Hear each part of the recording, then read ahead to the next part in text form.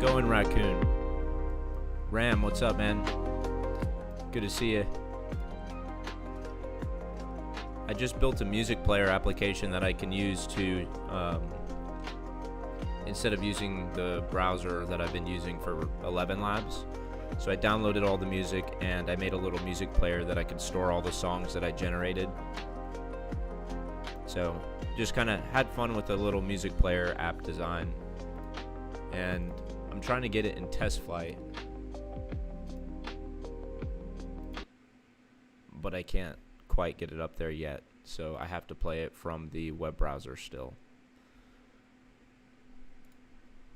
So I'm gonna do that real quick.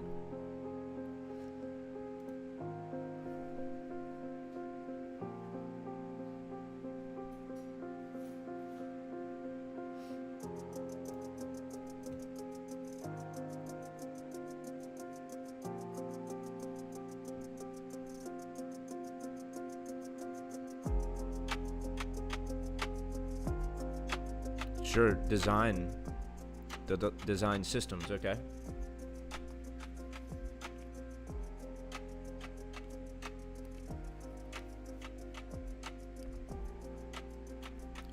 Yeah, what's on your mind?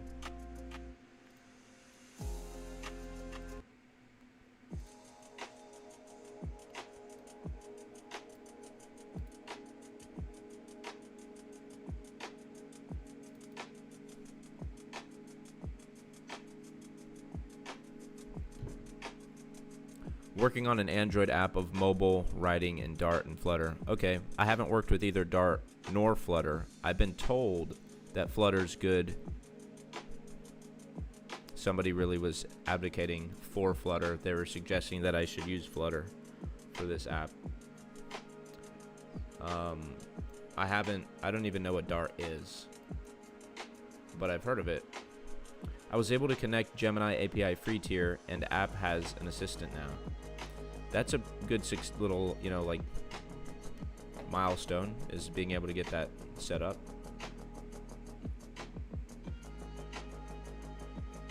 So you have an app with a tech stack, and you just configured an API with Gemini free tier, and now the app has an assistant.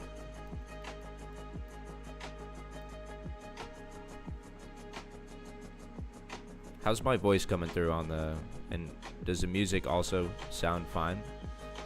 I'm looking for mobile app design system resources / UI UX resources. What kind of information would you hope to find from some of those resources? What would you want to use those resources to help you with specifically? If you were to look up, like, in the index certain terms, or new version of DeepSeek 4 Flash is great for tasks for agents so far, nearly free. What carrier offers DeepSeek?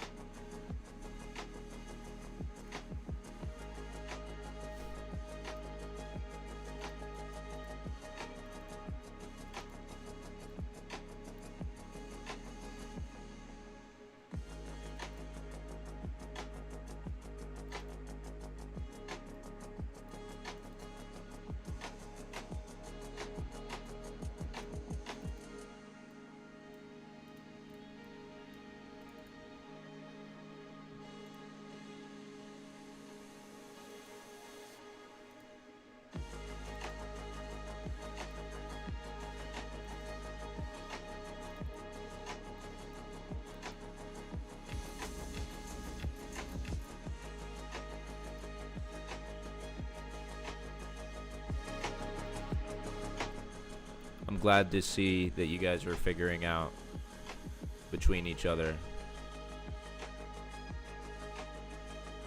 I'm just trying to make music easy to play for me when I turn the stream on.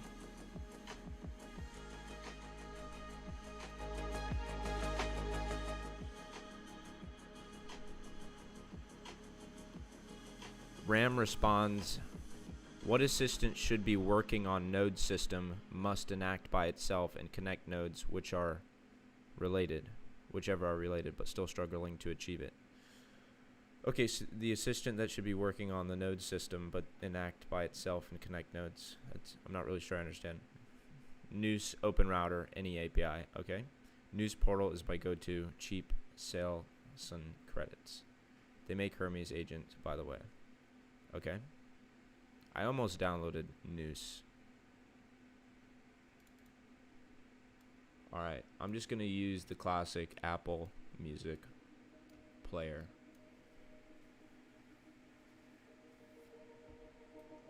That's fine.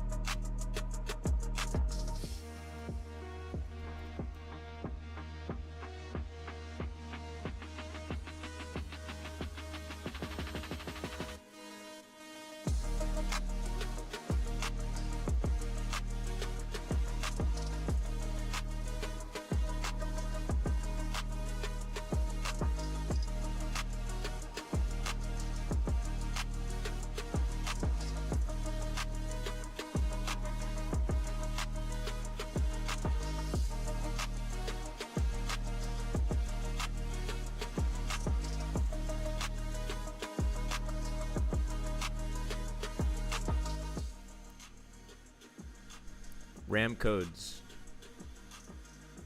I appreciate that you're here and stop by and share your excitement about this kind of mobile app development experience.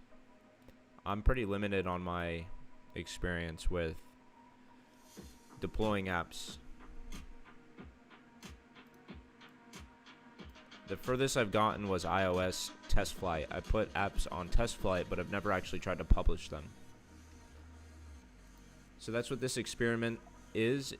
Essentially, I am trying to make an app as quickly as reasonably possible.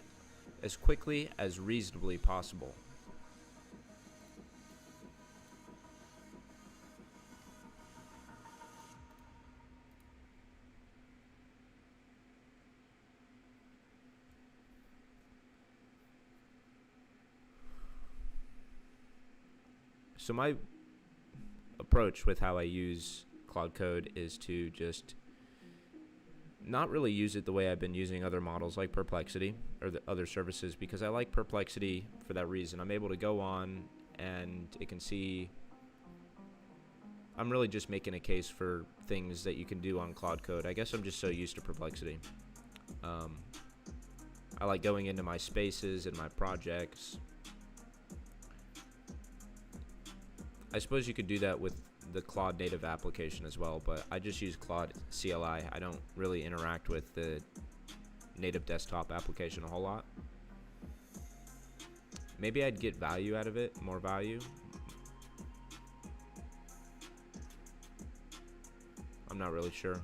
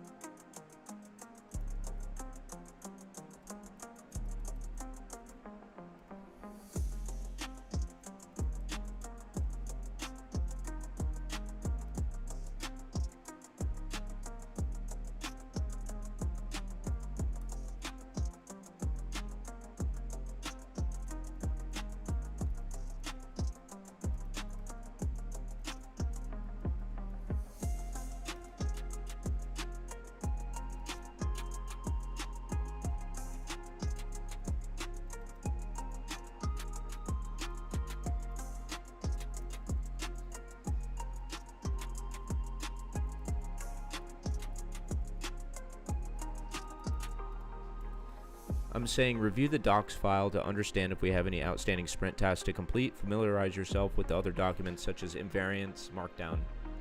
But I feel like Claude should be able to do this automatically, no?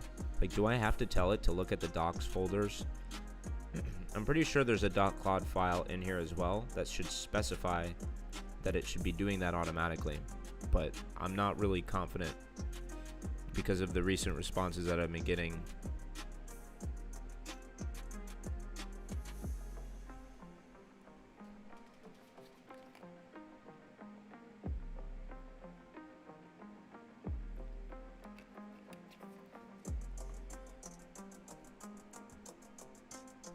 For F and docs, yeah, whatever.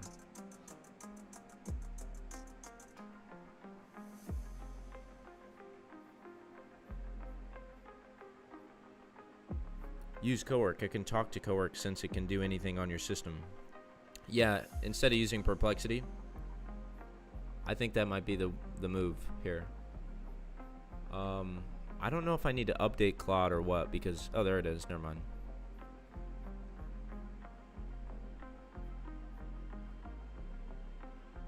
Alright, I'll do that.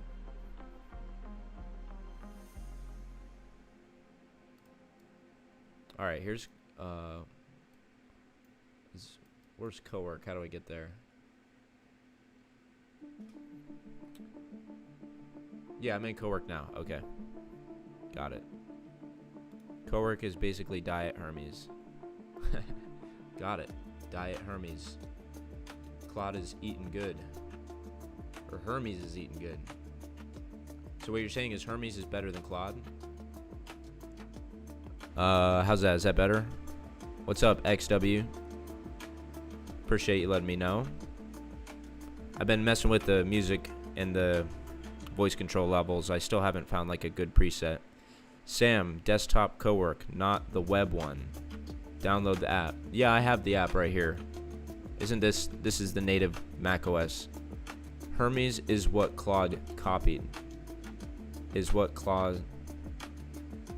Hermes is what Claude copied. Okay, so Hermes is better than Claude. And when I say better, I mean that's sort of like, what does that mean exactly? It's better because what?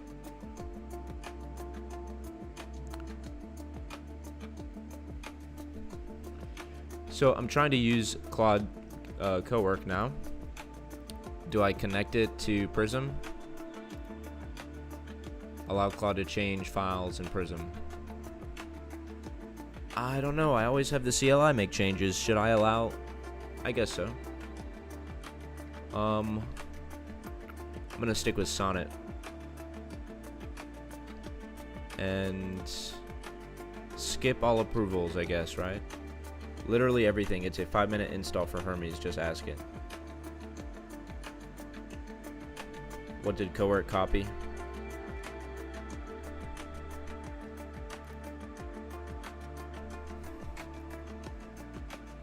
We are working on Prism.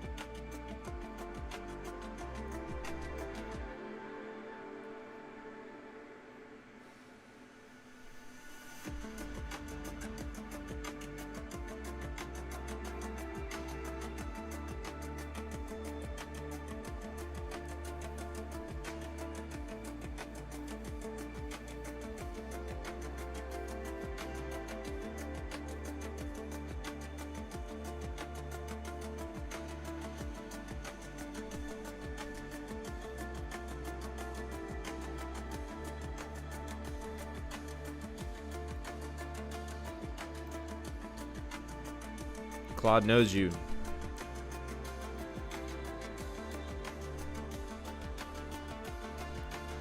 You mean like Claude knows all about you and Hermes doesn't? Or is Hermes better for some reason because it doesn't spy on you?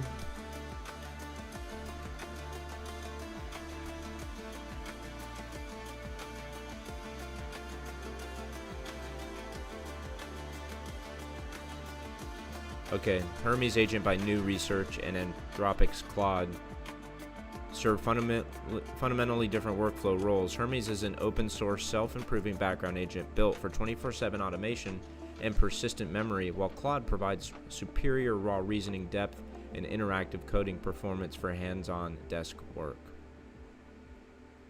according to a Google AI overview. I know it knows your files. I'm just saying ask it to tell you about Hermes. I would ask it to tell me about Hermes. I just don't want to I gotta open a whole new window for that, because this is my Prisms project, so I'll do that. Tell me about Hermes.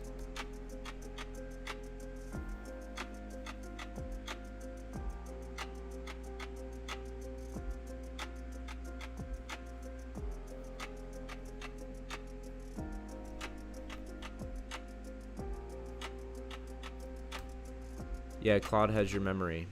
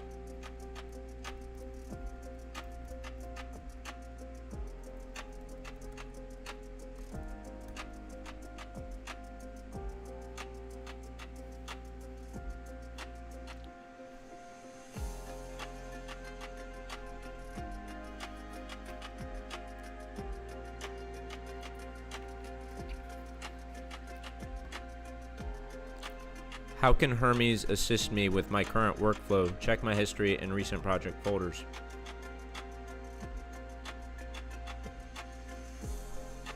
I almost downloaded Hermes today.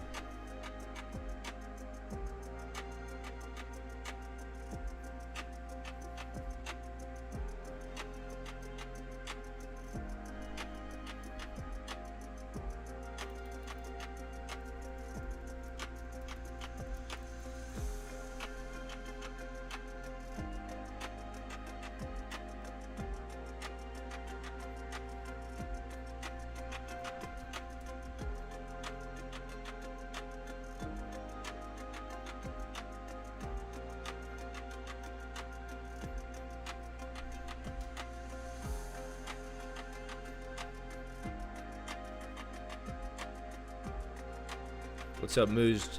Thanks for stopping by, man. Yeah, I thought I would tune in to some AI-assisted coding. The discussion we're having is about Hermes versus Claude Code, and is it worth it to change over, and what are the reasons? I think what's being argued is that Hermes does not keep information about you where Claude keeps the information about you, or something like that. Maybe Kabuki could elaborate on what his concerns are. Or Sam. I mean, I know that you guys have some opinions here. Oh, yeah, I could do that. That's a good idea. I'll do a Hermes install video. Hermes can be, yeah, but I've got 16 gigabytes of RAM. I don't know about that. I'm not too confident.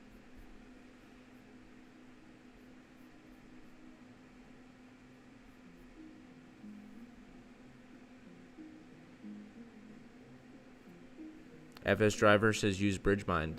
Right, maybe that's the move, is start using these other Vibe Coder platforms. That could be good. I don't know what the prices are though. You can turn this into a Hermes install. You just want me to do a Hermes install. I'll Google it for you at least and see if I feel like doing that.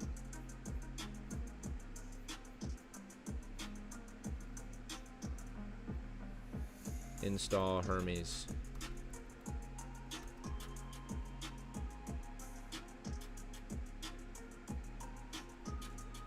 So I could do a terminal installation. I could watch this guy's video. Alright. To install Hermes, choose the official script. That seems cool, but yeah, I guess that's the move right there. Mac OS, that's me. What the installer does, and then after installation, reload your shell, start chatting. That looks really simple. I don't know why I felt like you were making it seem not so simple. Alright, that's what I'll do. I'll run that command. Hermes agent installer, an open source AI agent by new research.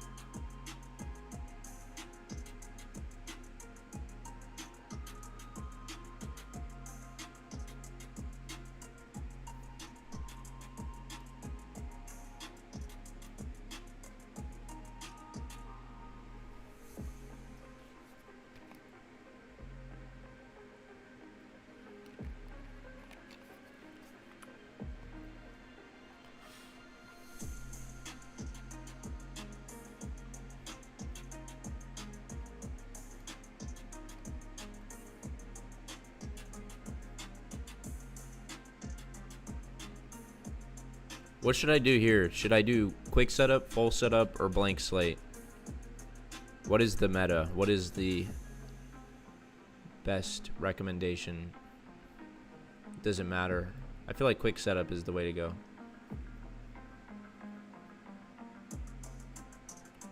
Free tools, free OAuth login, no API keys.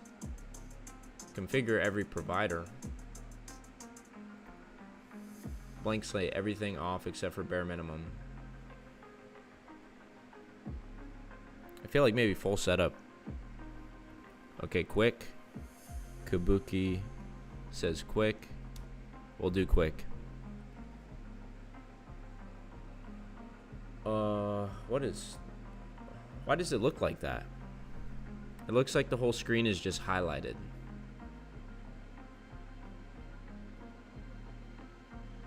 Save vibe coding instead of the obvious self-explanatory AI coding is how Jen Dushi hides ignorance behind trendiness.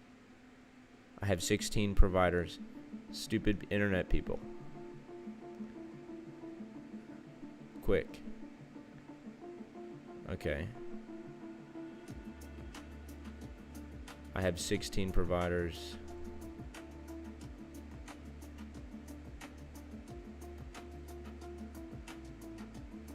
I support local AI, and that's what Hermes is. It can be fully local if configured that way.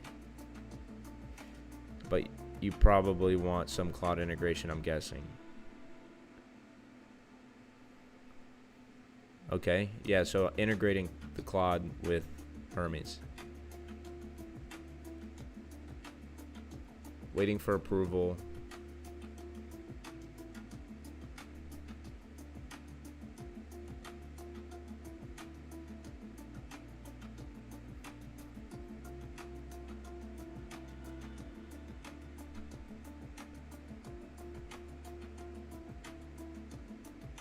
You can tell Claude you have it installed. You can tell Claude you have it installed. Cowork can walk you through it.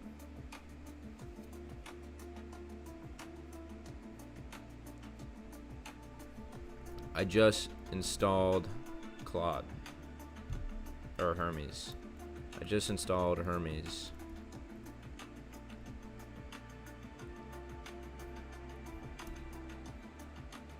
Hermes.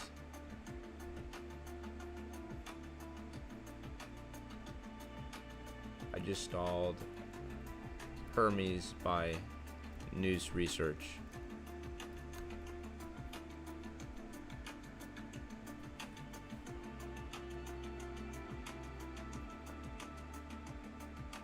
You grab the Hermes desktop app. The old way is fine though. Nice. Which variant did you go with? Hermes. I gotta go with the free.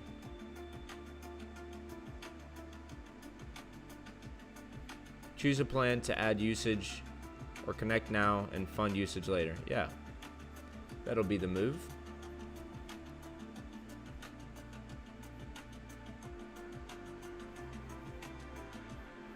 That's interesting.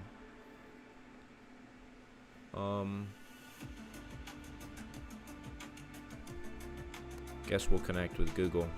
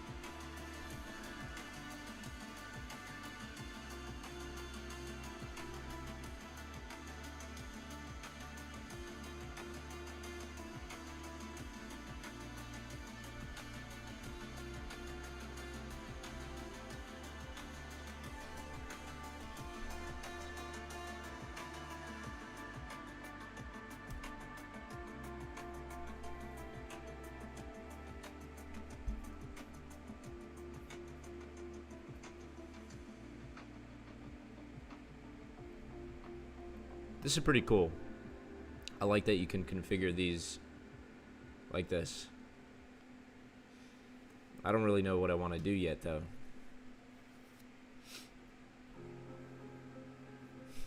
I could connect Discord,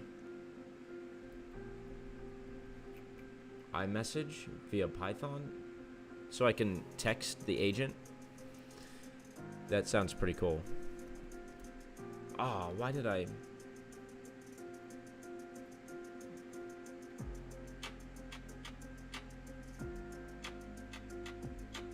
I don't know how to change that setting.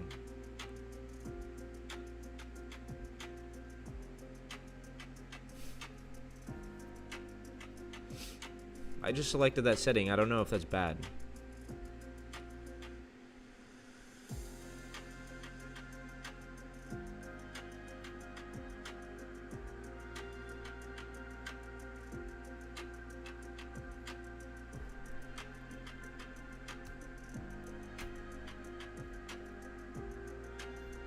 Kabuki probably knows more about it than me. I use my own custom harness, so I don't know Hermes specifics. But I've heard it can have persistent memory, custom tools for different functions. It's very popular. You need to tell it that the agent's not an LLM. You need to tell it's the agent, not an LLM. To co-work Hermes agent by Noose, not the LLM. You need the desktop UI version, so much easier.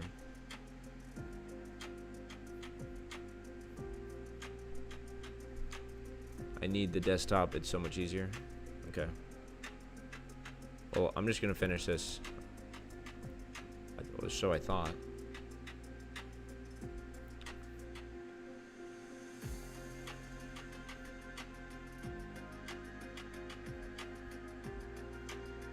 Reload your shell and start chatting. Okay.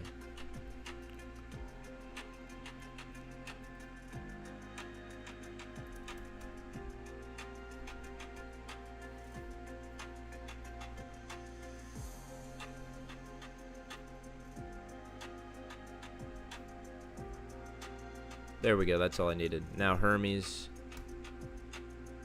to start chatting.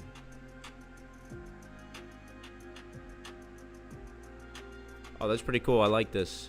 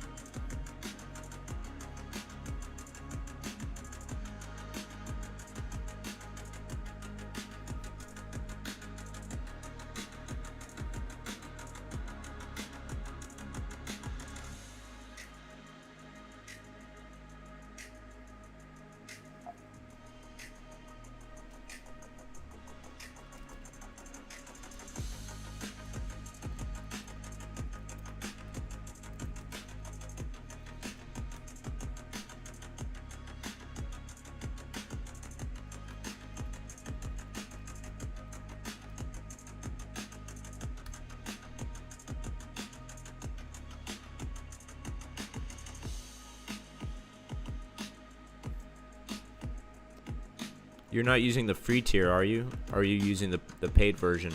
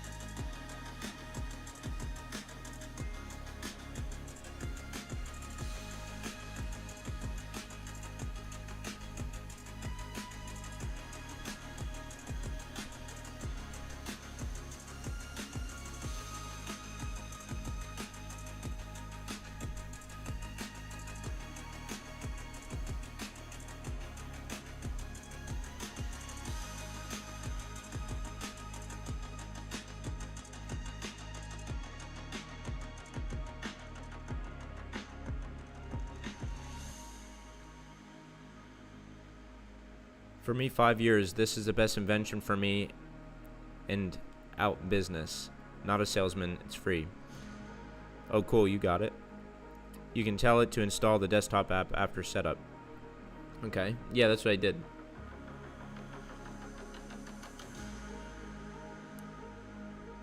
So it looks like I'm at 16% of my free tier usage for Hermes. Is that before I have to just spin up a new session, or is that until like it resets?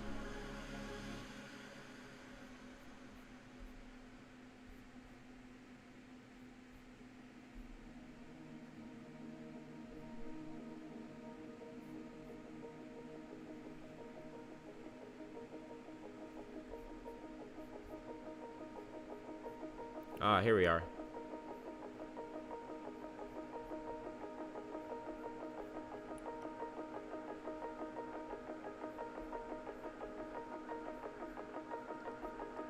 I like that the sessions refer to the CLI, like what I was doing in the CLI.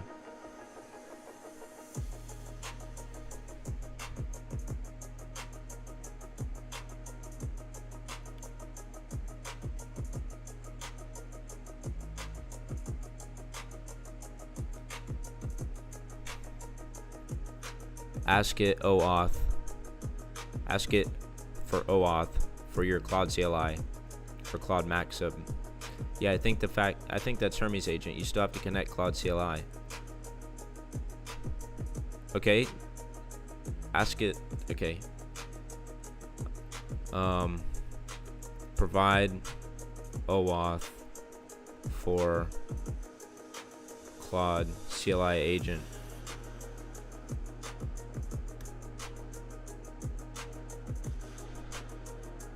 I see, you need a sub.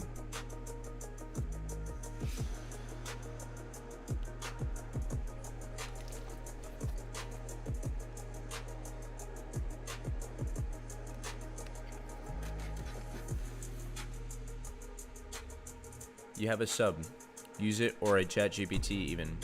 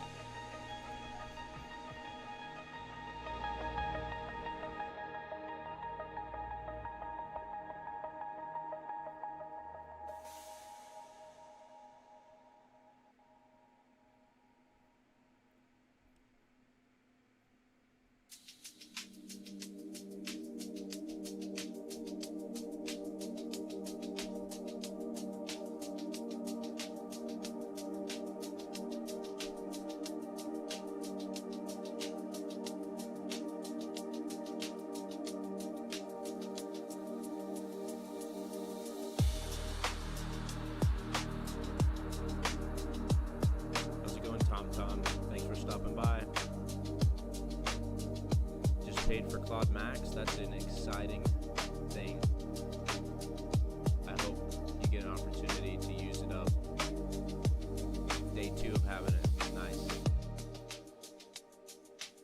Adding Hermes to your live video title now may also be helpful. I appreciate that. I definitely felt like that's where you were going with it when you brought it up.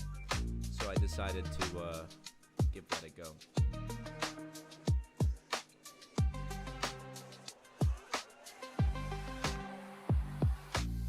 Yeah, people eat this stuff up. I mean, I saw a comment in the chat just a little bit ago about this guy saying vibe coding instead of the obvious self-explaining AI coding is how, I mean, yeah, sure. It's, instead of saying AI, we're saying vibe.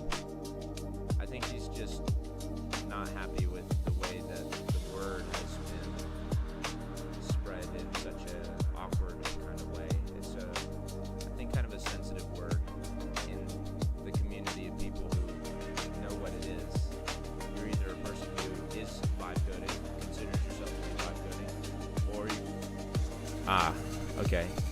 You're either a vibe coder, or you're someone who doesn't like vibe coders for whatever reason, or you don't know what vibe coders are. And that sounds like just about every single profession or skill that you could ever think of.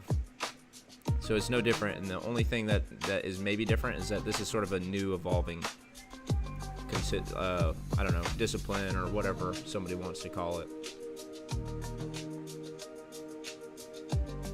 Whether it's a trend or a new skill. I mean, I personally don't even like saying that I'm a vibe coder. I just say it because that's the YouTube thing you gotta do if you want to get views in videos. Much better switch to iPad.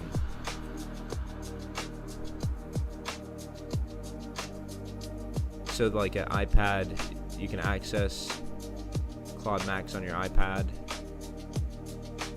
or is there something that being on your iPad does that allows you, you know, to do something because you have the Claude Max subscription? I don't like putting all my eggs in the Claude basket. Who knows? They are 2 years. Rather learn all the LLMs and recipes for cooking. Using one LLM is not possible for what's coming. Claude is giving me headaches. Yesterday was good. Today looks messy. I like what Sam said. Sam DNAE. I can, but I don't. No for YouTube. Oh, okay. Got it. You're on the iPad for YouTube. I got an iPad while I was in school. I used like the heck out of it. And then I stopped using it once I graduated. I don't even look at the thing anymore. And I spent so much time with it. And it's actually pretty powerful.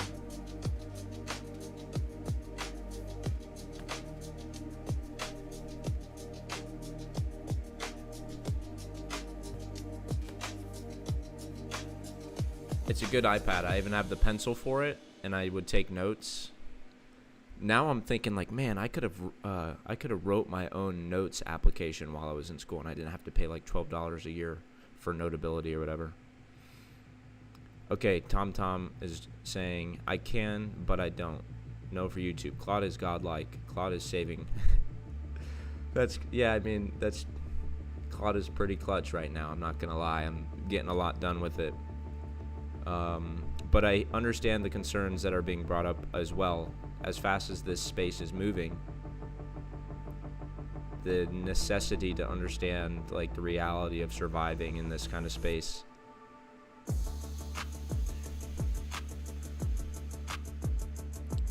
I mean, but there's so many evolving practices. Like, I don't try to get down on myself too much if I don't feel like I'm all caught up with the latest workflows and whatever.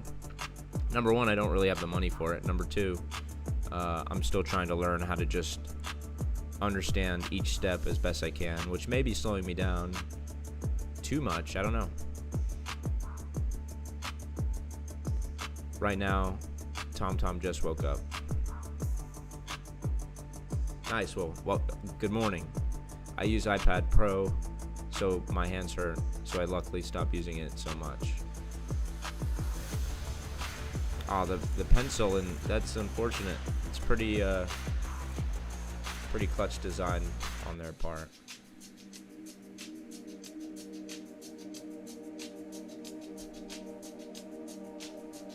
Oh, and what's up, official AIPW? I got Claude Fable orchestrating all the LLMs I need. Boss and coworkers, amazing. I want to get on that level. I feel like I'm getting closer to being able to start working in multi-agent workflows. Like if someone was new to vibe coding, or they just you know, decided to, like, they wanted to build an app and they wanted to use AI to do it, I guess like whatever interface you introduce them to for a new workflow, whether that's sort of like me where I'm using Perplexity Comet Browser and Claude CLI and I don't use the native desktop application. Like, do you just stick someone who's new to this stuff in a basic ChatGPT? I don't know, like what kind of desktop application do you stick them in front of? Something that like BridgeMind is making? Can somebody who has no idea what they're doing use BridgeMind? Or do you need some supplemental knowledge in order to facilitate an interaction with the application?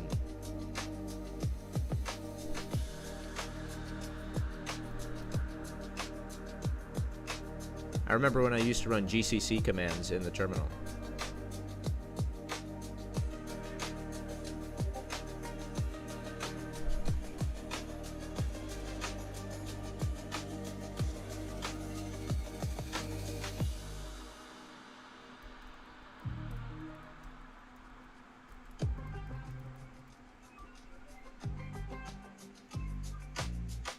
Ideally, local AI, but Codex or Claude Code desktop apps are easiest currently. That's true. BridgeMind not for noobs to agents. Yeah, BridgeMind I got a way better one cooking. That's a good way to make someone anti-AI. Give it BridgeMind before using OpenClaw or Hermes. Hey Jillian, what's up? Welcome. Hope you're doing well. Thanks for stopping by. It is currently 10 o'clock in the evening time, so I don't work for the next couple days. So if I wanted to stay up, I realize I should probably get some rest more often. But I'm just going with the vibe right now. I'm listening to the chat telling me about Hermes, and somebody's saying BridgeMind is not for noobs. Sam is saying BridgeMind not for noobs. It's a good way to make someone anti-AI by giving them BridgeMind before understanding how OpenClaw or Hermes works.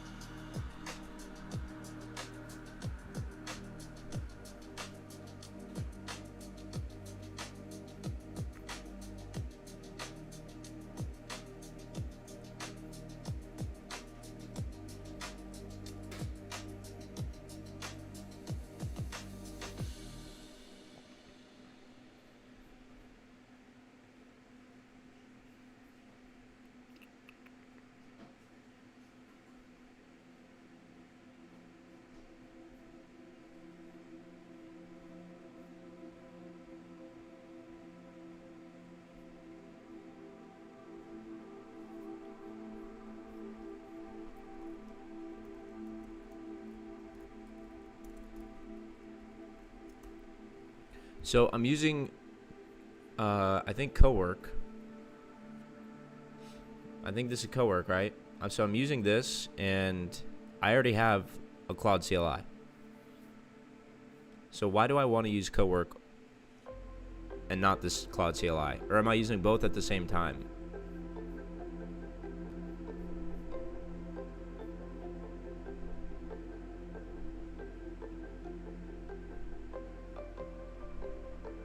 You work for your app, and that's everything else is noise. These things don't matter, even Hermes. Excited. Oh, hey, Jillian says, excited to see this fitness app. I was interested in building my own as well. Yeah, I just, the experiment is to find an application that I think, I want to create a clone of. I just immediately, it took me a little while, but I didn't want to build like a recipe app or a notebook app or a schedule app or a finance app. I like fitness already, so I just decided I'd give it a try. And the whole idea is to clone the application, get it on the App Store as quick as possible, and just see how I can do that. After I've collected that experience, then I would like to make a decision if I want to actually pursue marketing with this application and invest real money in it. And I will not know that the information required for me to make that decision until I get this onto the App Store. And there's no point in even thinking about it if I can't get it on the App Store anyway. Just use Claude, no need to complicate it. Okay, so what you're saying is no need to use the CLI? Just use Claude as a cowork? This is accessible on both iOS and Android. I like having another memory layer also, says Kabuki. So you like having another memory layer and using Hermes on a VPS and be able to just text it rules. Yeah? Use it on the web page, TomTom. So go in the web browser and use it in the web browser. This is interesting. This is the first time I've actually been listening to what other people are saying, like tools I should use. I just downloaded Hermes, for goodness sakes. I've been using my Perplexity Claude CLI setup. And I'm not going to claim that it's like the most efficient thing to be doing, but it's the way that I started doing things. And so what if it's not 10xing my growth right now? But I will say I do want to continue learning. I want to understand what the best practices are, because I don't want to be that guy. I tried Hermes, but at end of day, it's noise. It does look a little noisy here, but I mean, so is the Claude CLI a little bit. I mean, I don't know. Hermes is kind of interesting, and if I used it and played around with it, I'll probably actually like it. I'll come up with some kind of purpose for it in my workflow. I'll be like, I like using Hermes for this reason, just like how I like using Perplexity for a certain reason, and I like using Claude CLI for a certain reason. But the idea of diversifying now is really good. I forget, Kabuki said that, diversify now. I believe that is probably true. Like, I don't want to get set in my ways, and I have to look for other little ways to explore new tools, and to be willing to realize that maybe a tool that I'm using is offering things that the trade-off at a certain point just becomes too great of a cost, like privacy and data and information. And Hermes apparently has like a little bit more liberal approach on collecting information and charging you. I don't know. Perplexity may have a sub you can put in Hermes, not sure. Yeah, the Perplexity APIs and different integrations have not really been good. If you use Perplexity native softwares, they're usually pretty good, but I have not really found any extensions or things like that that were good for Perplexity. Command line, I have Grok build and it sucks. What'd you have Grok build? Command line? Who wants to work from a CLI? Who wants to work? I don't know. I like the CLI. I guess maybe because I saw all the CLIs working, and as soon as I saw Claude CLI, I was like, oh wow, this is powerful. This must be really powerful if you learn how to use the CLI. And I remember when I was first learning about software engineering, and I was like, what's the CLI? And the command line interface, and that just seems so like raw and like more intimate with the code base, even though it's really not. It's just looking at a bunch of text on the screen that is never really digested. It's more like glossed and scanned over. It's like reading sheet music. If you can read sheet music, then you don't need to read every single musical note that appears in the sheet music, if you're a professional, musician, you can just look at the forms of the music on the notes and then understand, like, oh, this is a sharp, or this is a major.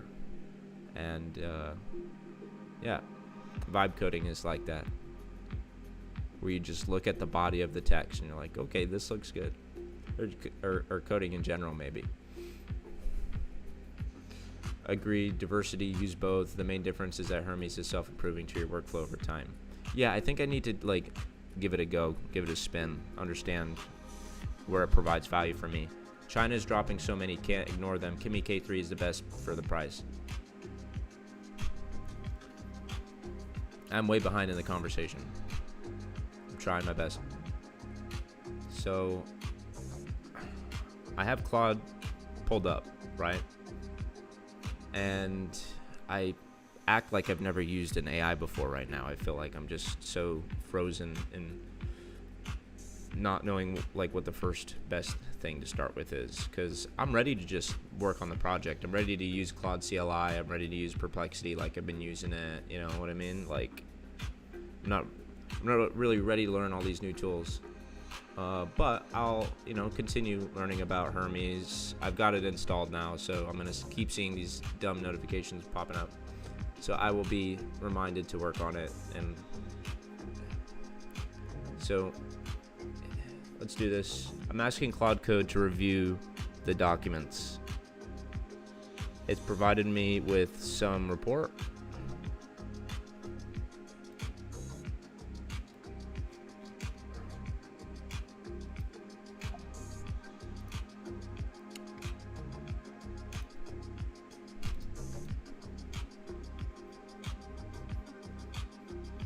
Alright, so the most recent session, I merged a pull request, which was add Android themed icon monochrome layer. When on an Android device, verification was run, everything looked good, and the Prism shield icon was properly scaled and the background color was confirmed and visible. But the Pixel launcher, okay, yeah, we did some stuff.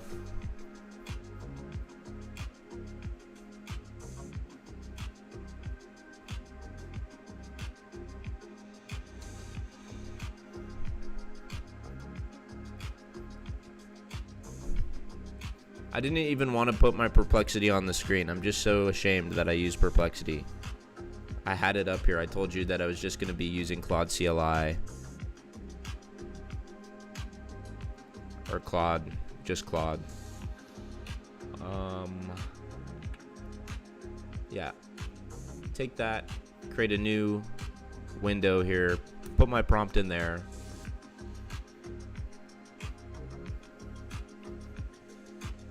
I forgot to connect GitHub. I wish it just did that automatically, but whatever. Tell Claude to API it. Okay, one thing, Grok voice is a must. Buy $5 credit and use it as... See, Claude, everything else makes no sense. All I see is Claude, everything else makes sense. No, you have to think about other things. That's just like... You think about other kinds of services, but I'm never going to use them because this one is just so convenient for me right now. Got to think of how the harness benches, not just the model. Cooch, what's up? Thanks for joining. Bridgemind is fine, but it's just OpenClaw and Hermes with a better voice text-to-speech system. Good marketing. What about 11 Labs text-to-speech? I like 11 Labs. I don't know what their API experience is like when you're generating voice from text, but I like the interface on 11 Labs. I used one of those AI generated voices in my short, my most recent YouTube short. I put it in there. I was like, no one's gonna like this. But then I thought, well, this sounds good. I'm gonna post it. So I did, and it did good. I got like 1.7 thousand views, which is sort of a baseline average now. I'm getting to about the 1.5 thousand view mark. All right, here's a Prism follow-up meeting status report. Let's see here what this says. Prism has successfully completed its repository-wide readiness closure pass and is in a clean, buildable state. Ready for the first intentional new feature sprint. The GitHub repo is this. was last updated August 1st, confirming the onboarding work has landed. What was complete? The readiness closure pass resolved every open obligation before new feature work began. Key outcomes: RLS migration correctness. I have no idea what RLS stands for, but let's change that right now.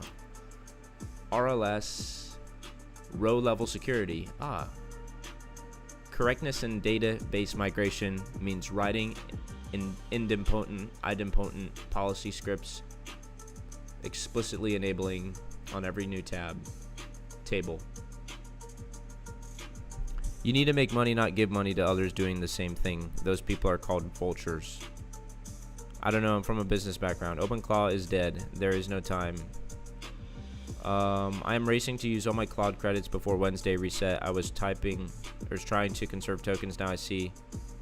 No, it's a race. I was trying to conserve. Now you're not conserving.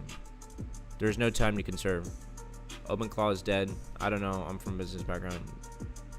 You need to make money, not give money. I want to make money. I don't have money to give. I want to have money to give. That'd be great. The key to vibe is not thinking. Flow state.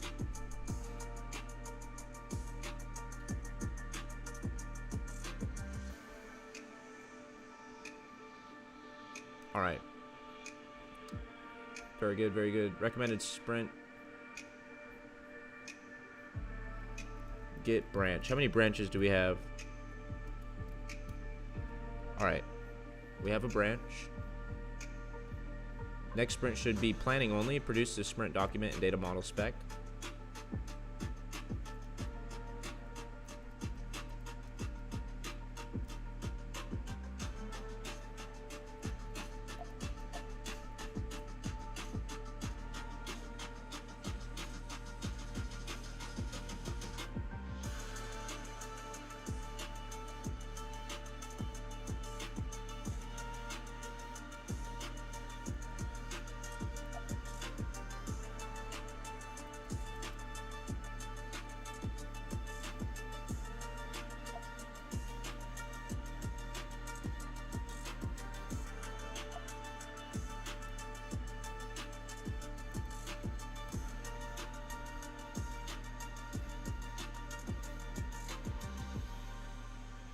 Cooch says Claude can now, but it's a leapfrog back and forth until the end of time.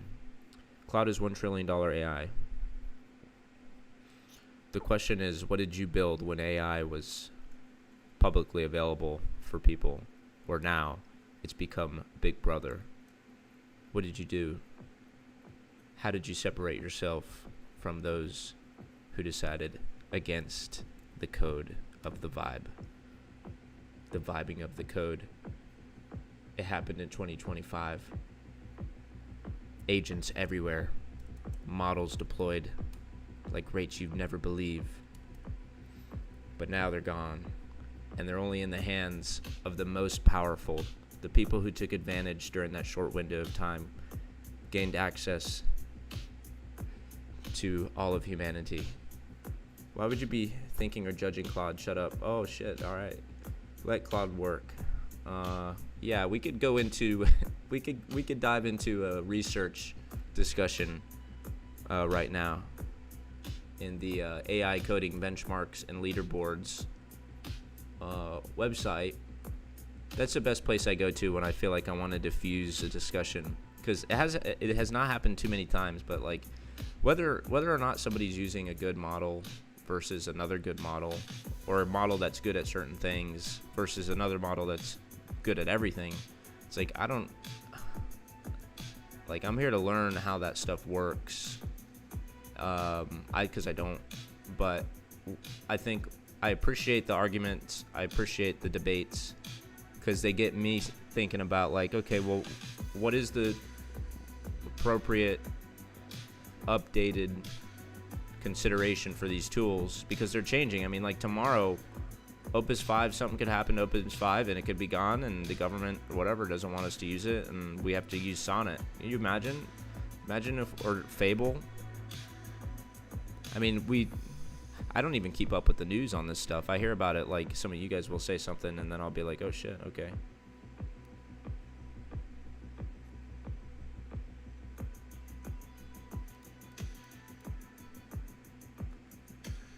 Tom, are you philosophizing?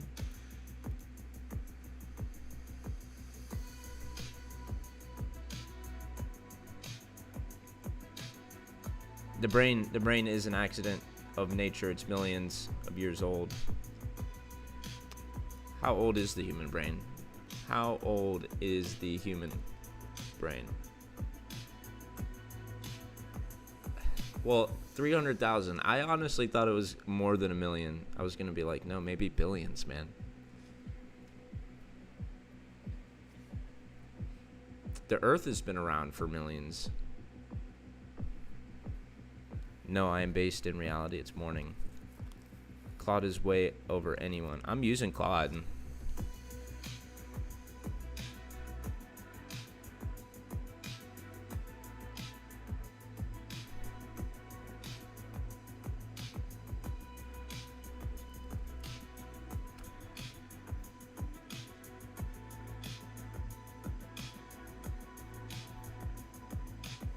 All right.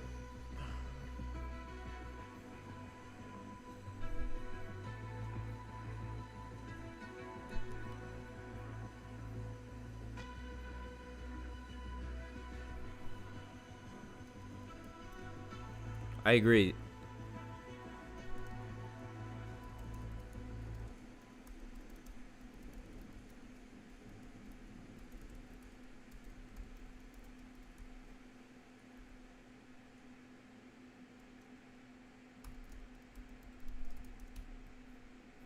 I use Kimi K3 in Perplexity.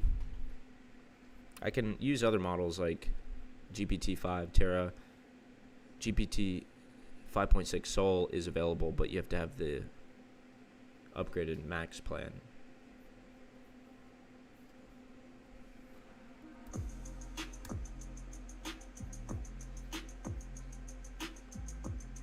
I think YouTube is hiding my chats because they're too long. There's some kind of length required for the posting in the chat. I think it's like, I don't know, when I start typing.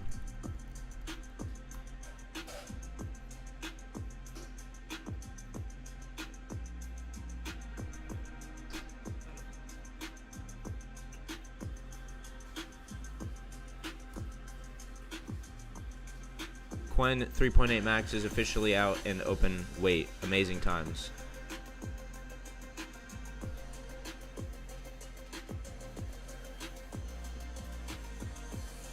No, Quen, Jillian, I haven't seen like many messages. The last message I saw was exactly we learned by just doing so and seeing what happens routing. Yep. And then the message that I saw after that was, I think YouTube is hiding my chat, so I haven't seen anything.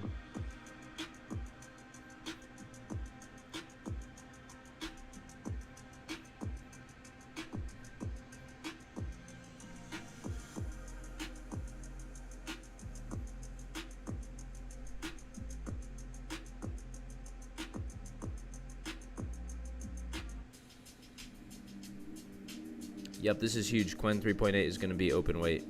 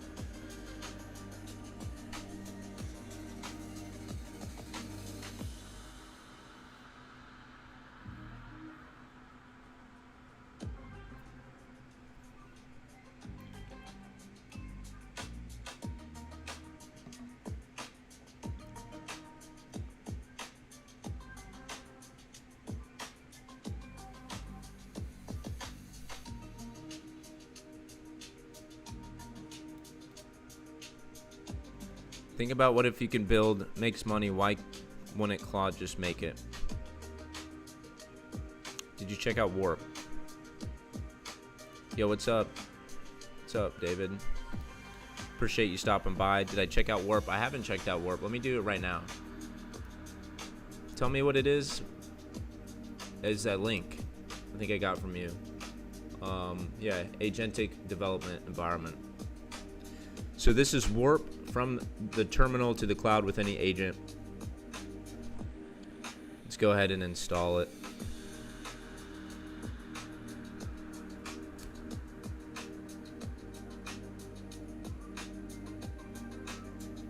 Warp looks good, says TomTom. Imagine the Mythos model, the one that the cybersecurity infrastructure and security agency ended up using, and they found some pretty big vulnerabilities. But why pay every month? It should be one price, no monthly. Yeah, I heard somebody talking about this monthly subscriber thing. Like, the kinds of people who use these applications are going to be mostly people like us, and I think we're all getting sick and tired of monthly subscriptions. I'm not the first one to say it, and I'm not going to be the last one to say it either. I think people are just kind of not interested in getting involved in a monthly thing, but like a $5 subscription, a one-time $5 subscription for like a super simple app, like something super duper easy, basic that you don't really need to like continuously improve. You can just say, hey, support what I'm doing. It's $2.99, a $3 app, and it's like a little fun little game you can play. And you know, I think that's sort of appreciated more these days, rather than like you build, it's worth like $2, right? Or maybe you spent like a weekend building it, and you get it on the App Store, and you ask people to sign up for monthly recurring revenue or monthly recurring payments. I don't know, it could work. I'm not saying that it couldn't work. Monthly subscriptions can still work. But I am not a marketing expert. I don't know. All right, so what? We downloaded that. And then what? How do you launch it?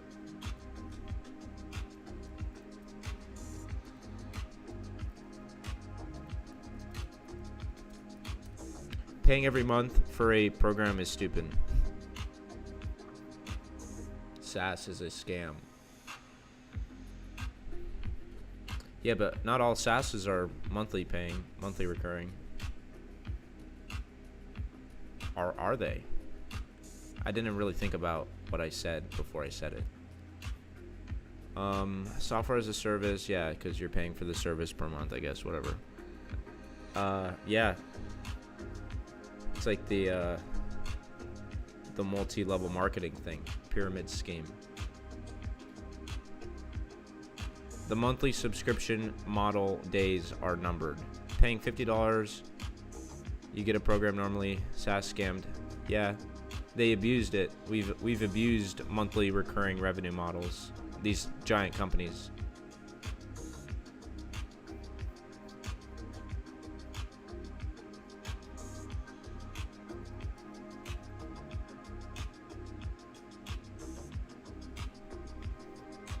All right, I installed Warp. I'll check it out, but I don't want to diverge too much here. All right, we're working in sprints. All right, Claude is cooking right now. That's what's going on. It's asking me. Let me turn on auto mode. How is it 50-50 with Claude CLI and Perplexity versus Cowork?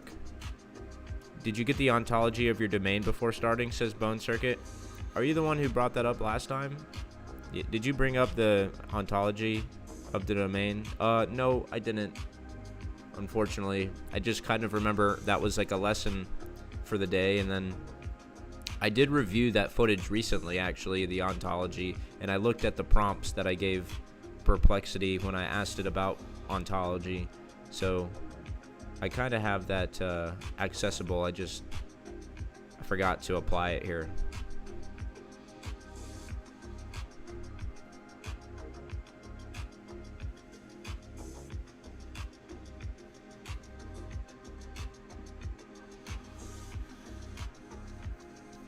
All right, let's see what else Hermes can do.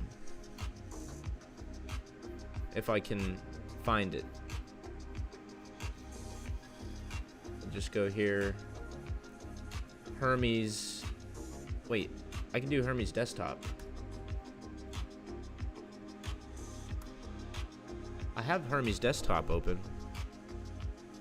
Put $20 Perplexity sub money into a new sub, then you get 200 LLMs to use. Yeah, I'm actually paying $5 a month for the Perplexity Pro subscription. I get it for school, and I've had it for 2 years, and it has like all the information I've used and built projects and folders for over the last 2 years while I was in school. So it's just sort of embedded in my workflow. It's embedded in like how I start making decisions about projects that I want to work on. I don't think it's the best, and it could certainly be, yeah. I have an under-optimized workflow. I put that in the description of this video too, so I said I'm open to feedback and suggestions because I have an under-optimized workflow. But broken pays for tokens. Brokens pay for tokens. I got it. Brokens pay for tokens. That's good. Clever. If it has an API, Hermes or Cowork can pull it.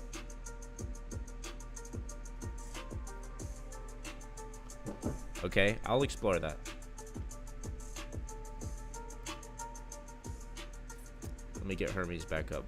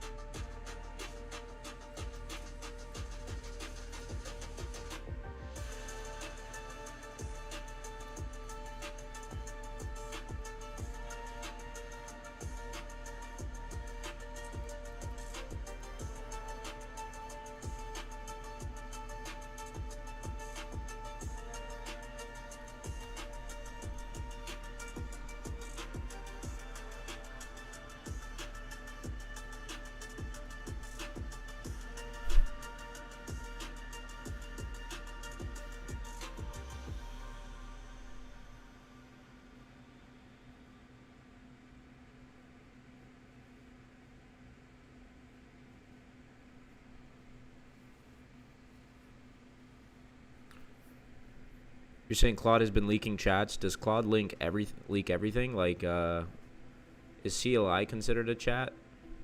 Or API calls if you're calling, I guess, like one of the Claude models? Because I'm giving Hermes access to the API, or the OAuth is enabled.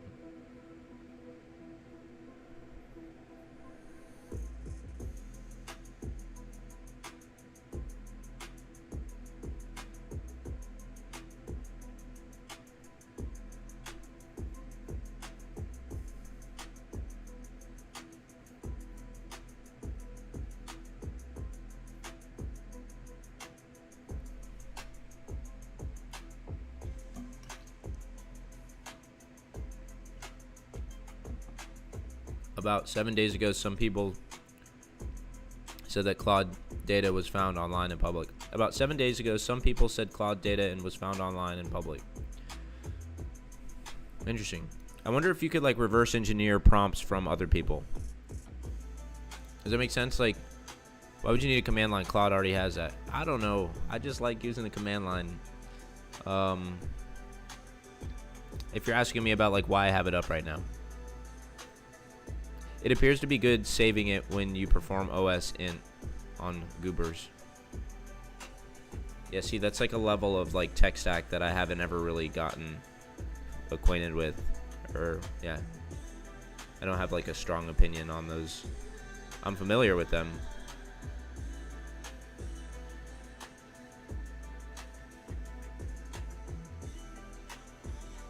Alright, so we said set up Hermes Claude integration or delegation. Why would you need command line? Claude already has that. Use PowerShell. Why would you want to have a directed ontological? Why would you want to have a directed ontological graph? Beats any NumPy's word waffle. NumT's word waffle. I don't know. I have Grok heavy. I can make all Windows apps.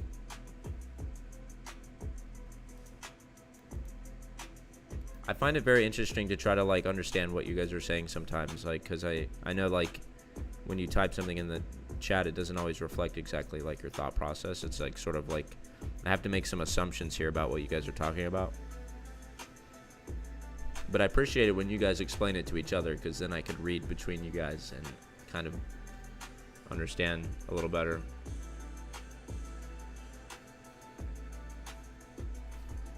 Right. Number 1, create a delegation wrapper script. Blah, blah, blah. Yep, I did that. Register a dedicated skill so it's always discoverable. Actually run a real read delegation only against PRism repository to prove it works end to end.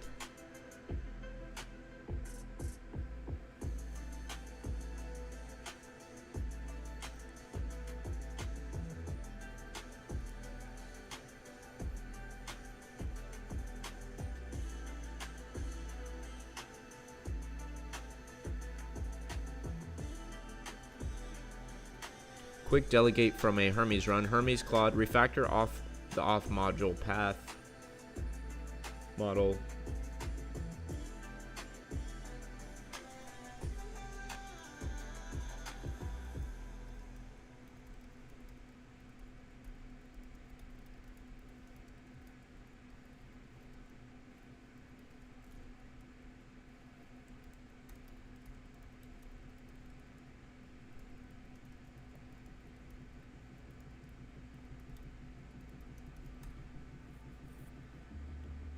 The problem is you're trying to command everything, controls things that's not going to work. Before starting any project, ontology graph. Replace noun with something you are interested in, and you'll see. Okay, all right. I'll do that right now. Okay, I'll do that in the Hermes chat. I'll say ontology graph. I need an ontology graph for this project. Generate one. I'll ask actually Claude to do that.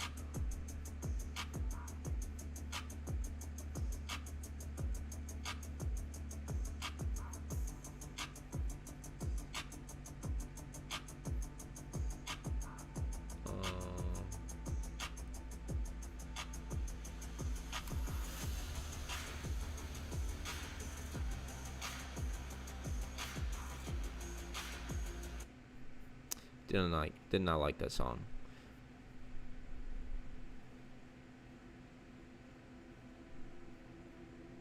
Yeah, I've heard of UltraCode. I haven't used it though. I haven't used a lot of things. In 2 weeks, I have 150 apps and growing. That's awesome.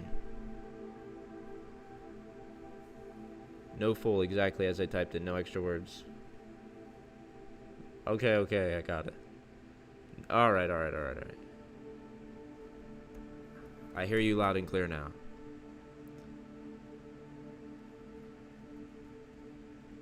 Provide before starting any project. Well, I've already started this one, but I'm still gonna do this.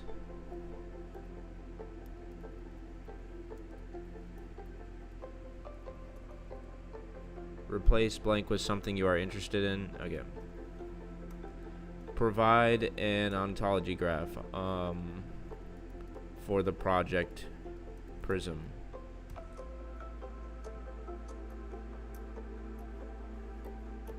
But provide a what ontology graph? It's a fitness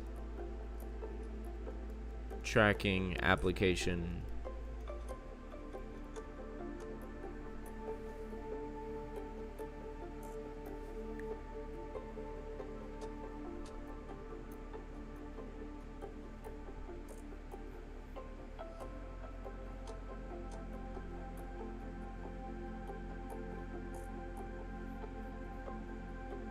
Frogger ontological graph. What's a Frogger ontological graph?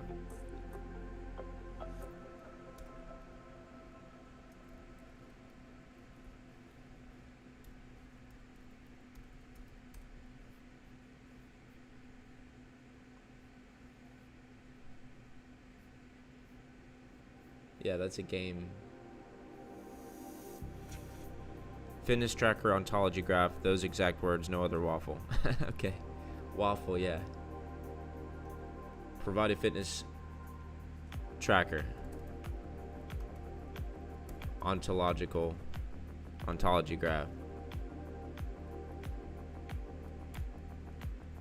Ontology graph for the PRism.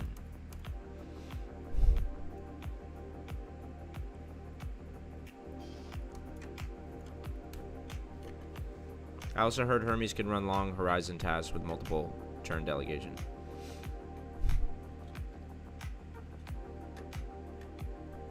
Fitness apps. Fitness tracker. Not in an existing one. Okay, not in an existing one. Got it.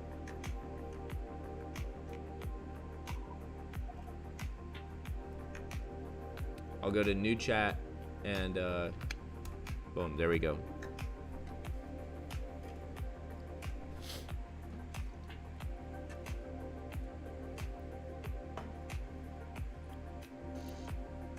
Oh my god, Claude is building my education platform. Wow, Grok sucks. I've never used Grok.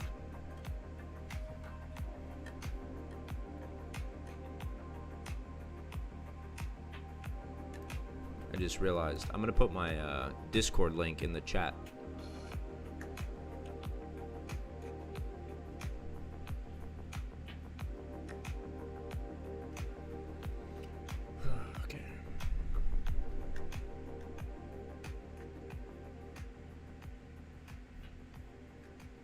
I asked Claude to go through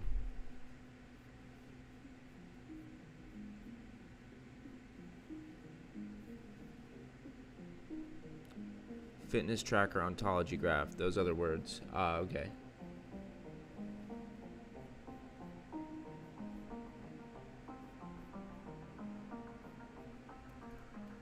Fitness tracker ontology graph.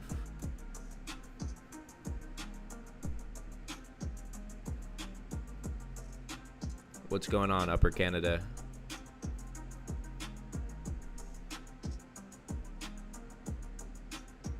Thanks for stopping by.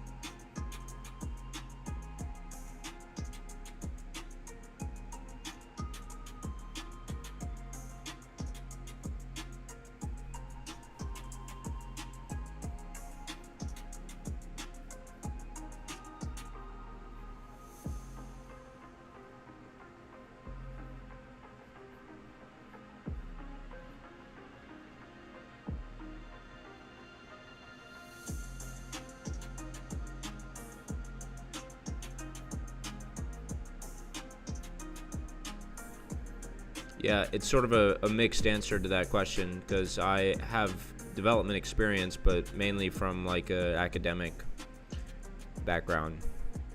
I have a computer engineering degree, which doesn't mean all that much, but it means that I was exposed to C programming, mostly C programming, for data structures and for embedded devices. So firmware programming, lower level C stuff. I had some exposure to Python as well as what was it? I mean, some like Java programming. I am mostly vibing though, I must say. C++ is not something I've actually touched. C though, plenty of C programming.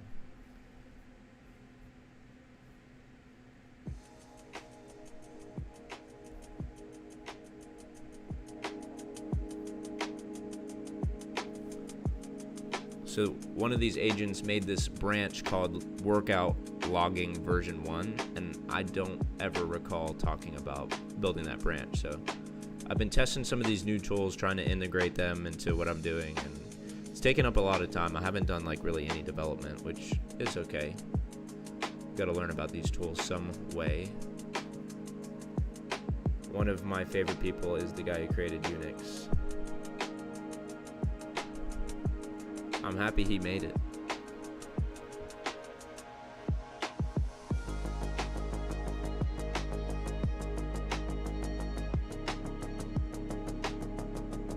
Like, as much as I want to start working on using this setup that like I just set up, I just can't get my brain to make that switch like right now.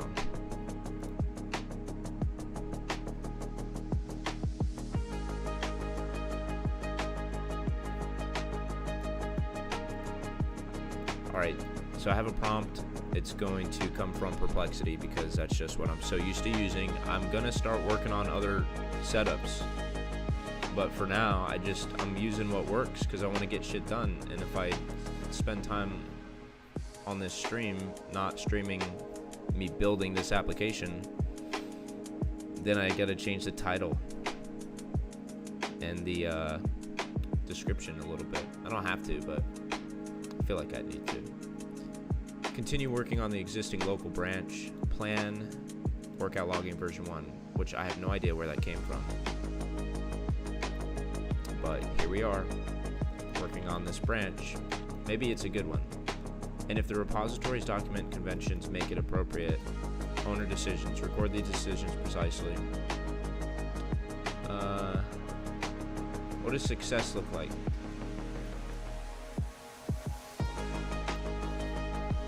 What does success look like for this branch?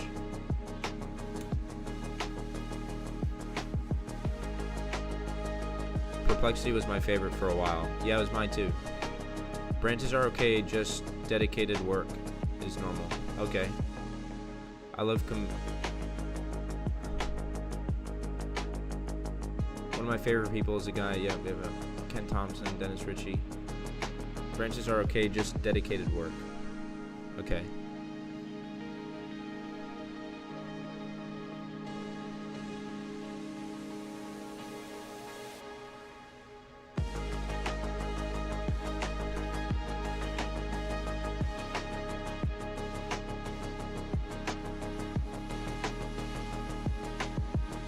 Success for the current planning branch is not a new few workout feature ships. Success is that you finish with a clear, approved blueprint for the smallest trustworthy workout logging v1 implementation. The branch should make future implementation unambiguous and prevent Claude from accidentally rebuilding logging that already works. I don't know why it would think that it needs to make new logging. This branch is currently successful when its planning document clearly established.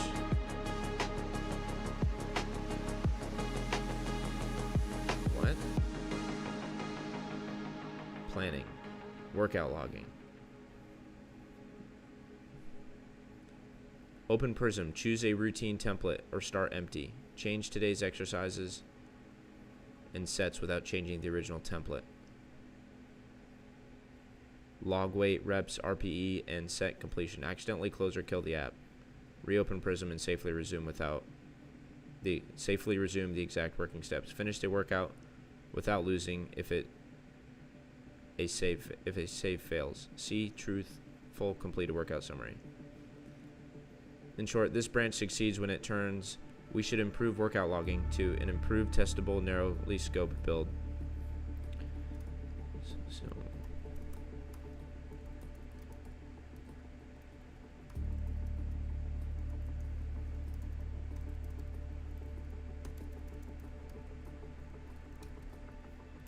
let me see if Grok can do it. That sounds like money. Make a project to integrate Perplexity into Claude.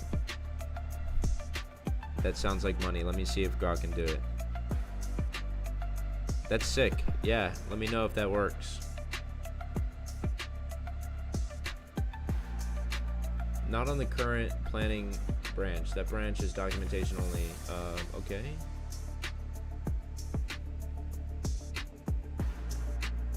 I see. Alright, we can go ahead and do that. A separate workout history version 1 sprint would add another directly visible UI change.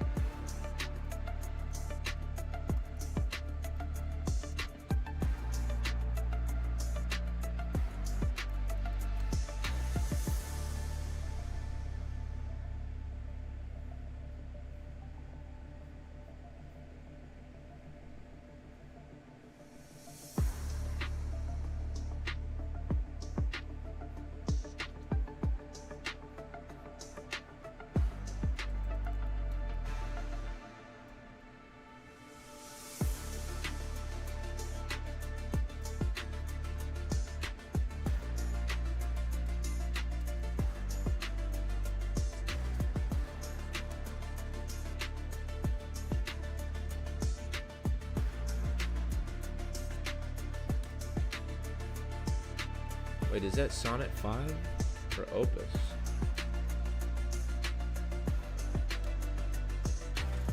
Alright, we're gonna use Opus. No, actually Sonnet 5 is fine for this task. It's just a documentation only task, so that's fine.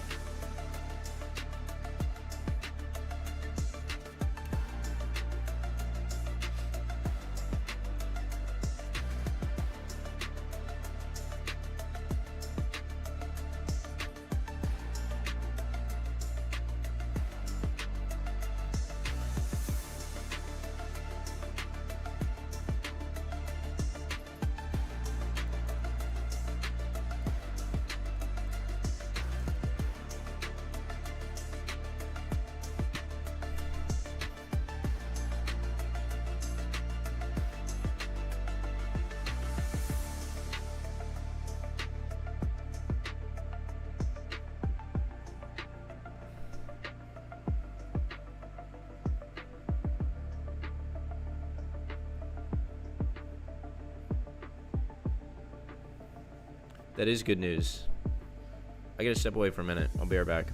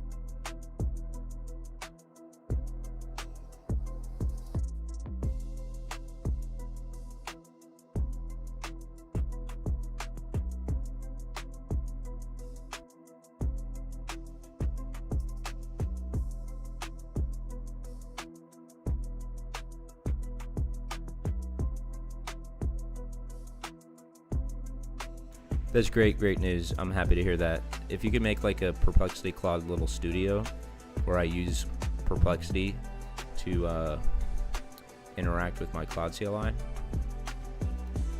Sounds like that's what you're considering, or maybe you could elaborate like on what your thought process is there. Prompt equals can I API Perplexity into Claude? Okay. Viable tools once connected. Okay. Ranked web results, ground, Perplexity research, deeper research, STY.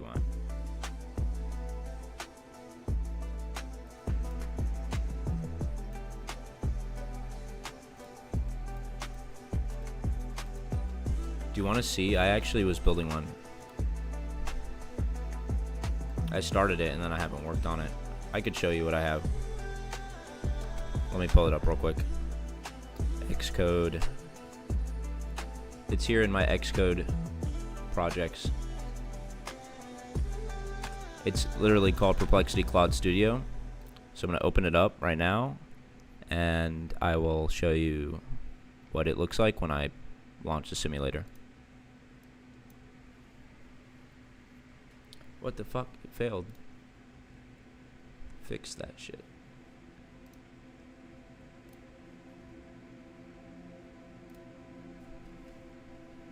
Did they change the app kit name?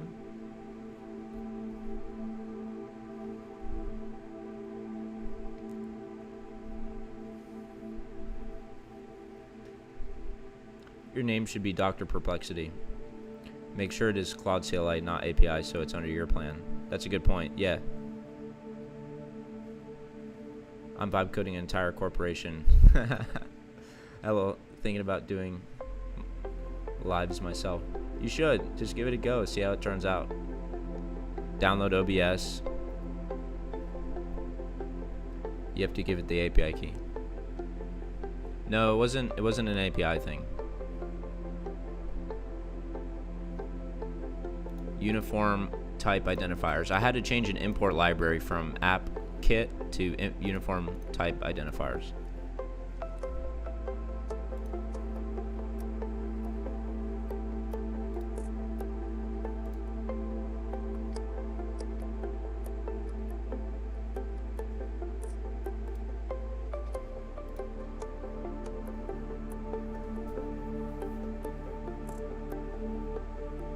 Now where is the Perplexity API key? Yeah, I appreciate your eagerness.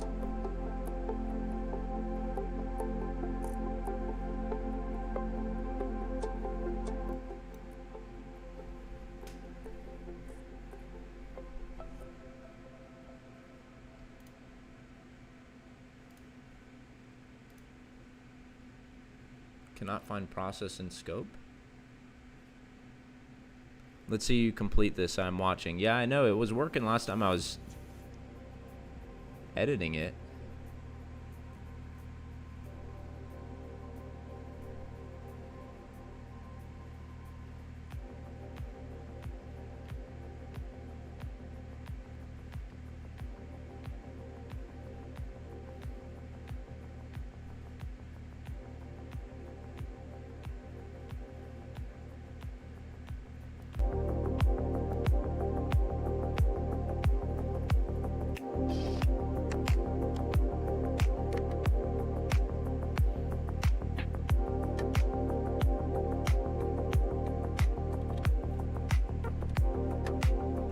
No, I'm not. I'm not using any MCP servers. Let me look into that.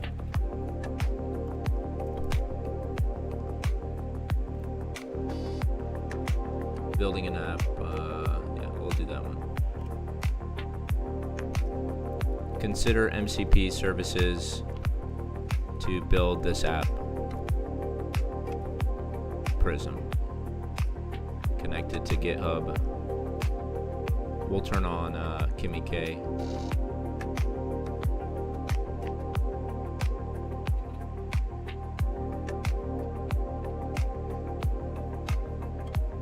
First time I see Perplexity merge with Claude. Or Perplexity merge with anything, I guess, really.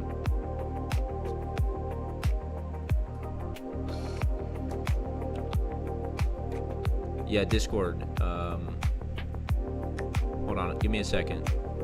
I actually have a link to the Discord that I'm going to share.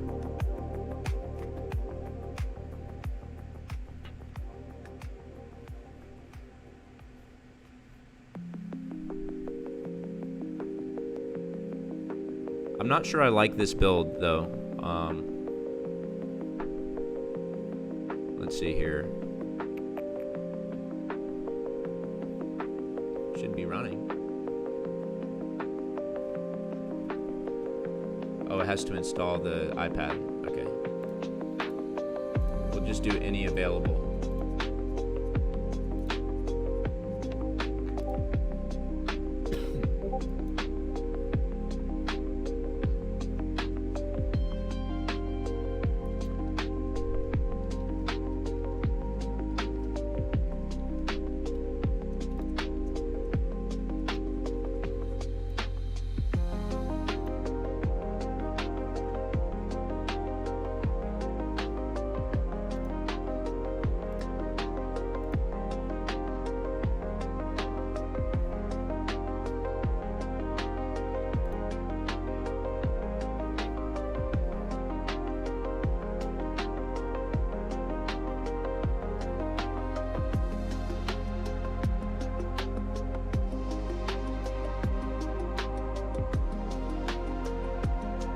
Alright, so I've got the simulation up. And wait, why is it running in?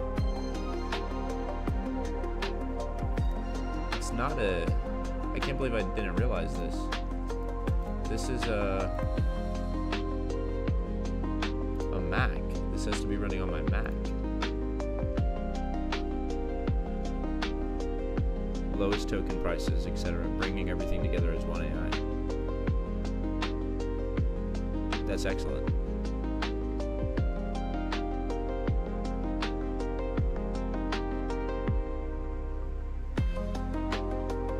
Building, okay, it's completed.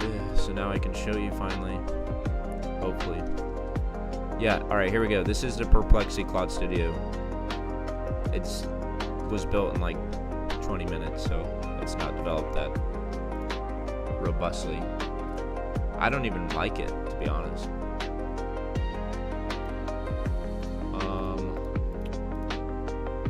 Yeah, not much going on here. You can hit this plus button up here, add a new project name, call it whatever, put a root directory connected to it,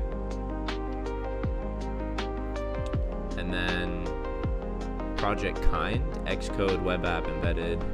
We'll do Xcode, default, branch, main, create, and then it creates this little project over here. And that's about as much as I've gotten. You can do a task, so the task is add button.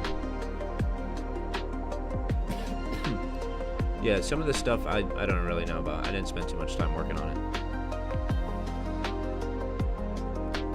Let's see how it works with Claude. Get Claude to fix it. Yeah, I want to, but I'm trying to build this fitness app as fast as I can and get it on the App Store.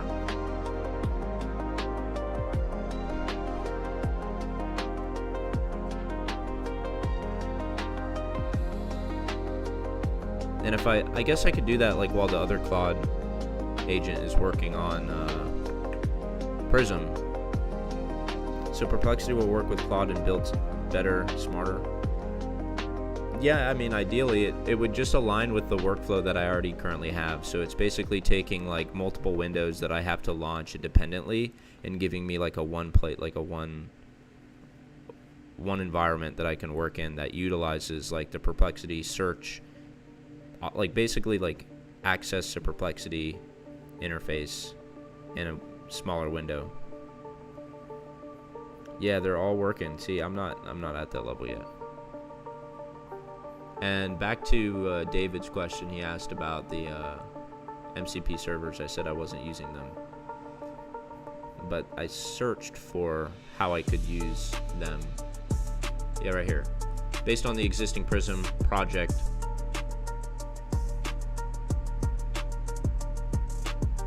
and the concept of a PRism GitHub feature, here's a comprehensive breakdown of how MCP servers can power it. What PRism GitHub can be. Given that PRism is already a React Native app, PRism GitHub could be a GitHub integrated layer. A dashboard or feedback that surfaces your repository's PRs, issues, and commit activity through a prismatic visual lens. Think of it as a developer activity explorer with your personal style baked in. You need to find Perplexity people. I'm sure there's a gigantic group. One window is one goal. Make one window. Yeah, for sure.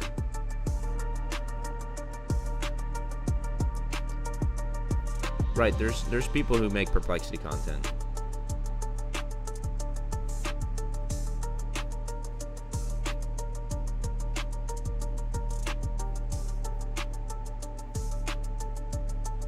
So, alright, I'll do what you said. I'll open up my Xcode, and now I want it to get fixed. So I got a plugin.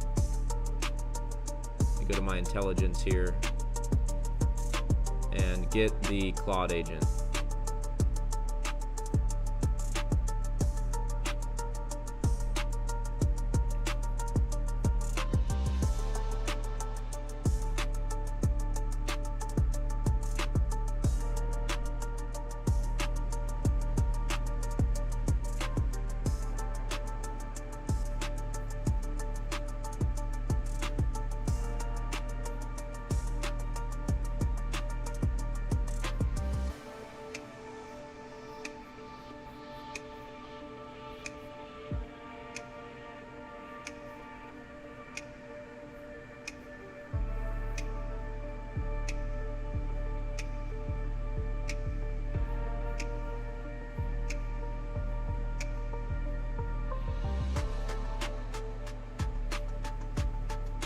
Always Blue, always Claude.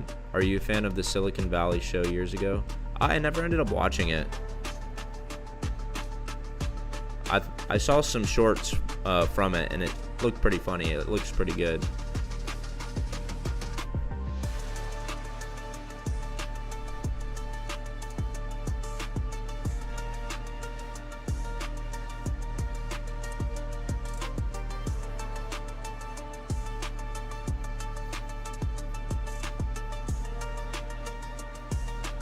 What if I asked Hermes to work on this?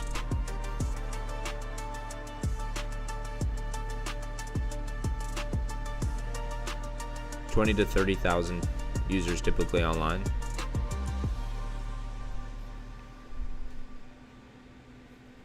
Yeah, I'll watch it. I like that show Startup that was on Amazon a while ago. Amazon Prime. I ended up buying it just because they were getting rid of it.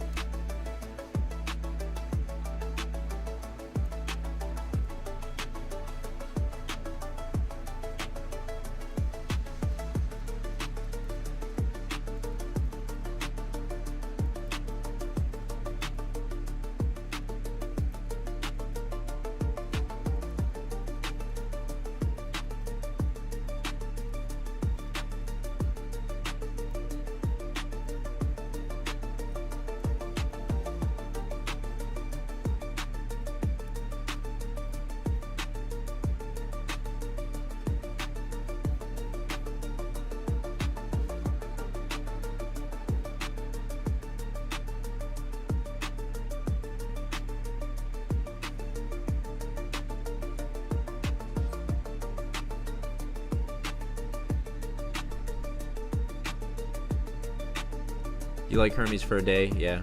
Startup official teaser trailer. Yeah, it's a good. Nice. Yeah, it's good. I like it. It's they had like 2 seasons. I watched it years ago, and then I rewatched it like after a little while, and it felt a little bit different. It had a bit different of a like flavor to it the second time I watched it after a few years. But it's good.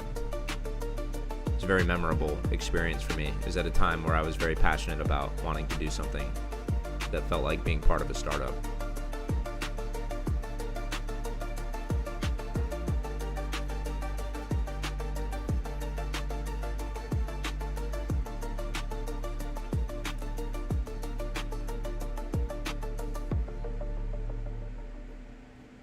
Phase 4 hasn't started yet. Core providers, research placeholder, instant place, and has 1 flag before starting. There are uncommitted changes on this branch. A cross-platform if Mac guard.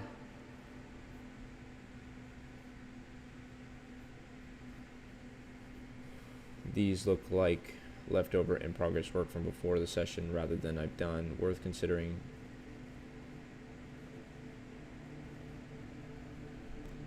Perform.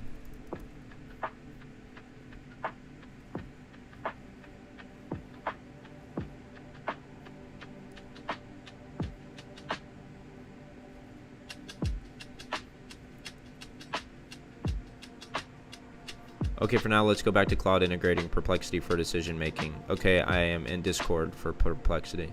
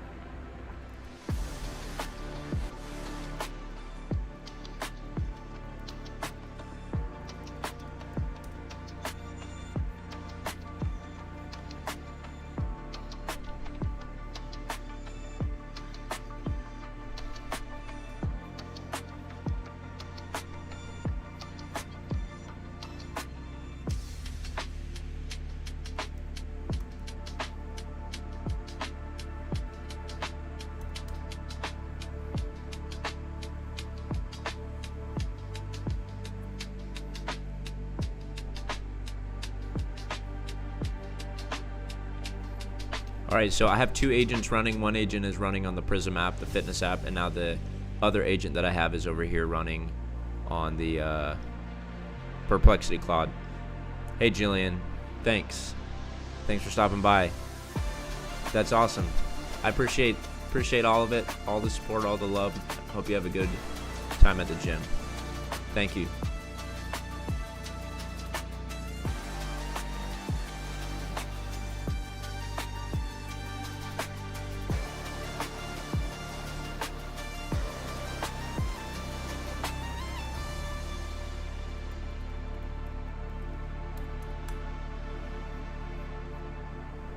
Yes, I have Comet.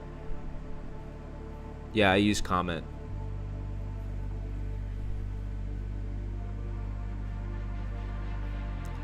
This isn't as popular, or it's not as rare as it once was, but when Comet first came out, it had agentic browser search capabilities, and I thought that was just like the coolest thing. Yeah, Comet, I use it for sure. It's definitely, when it came out, it really made me feel more like a proud Perplexity user.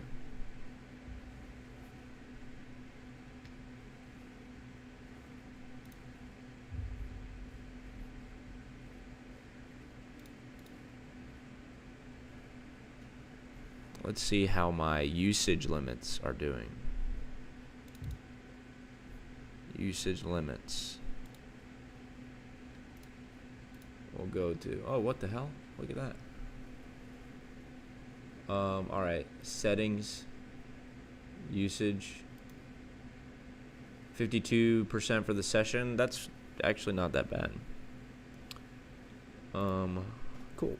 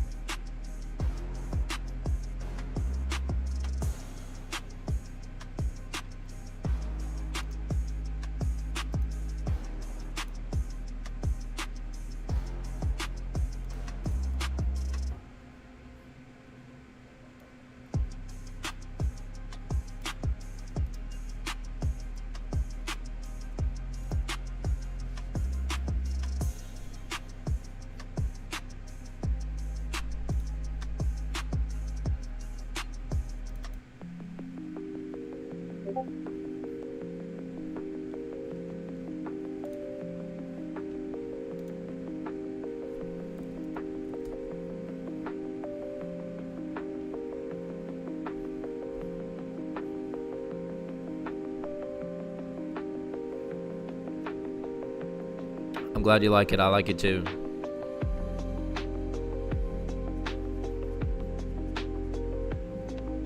I don't know how. That's exciting though. What was your browser before? Were you using like Google Chrome? Are you on a Mac?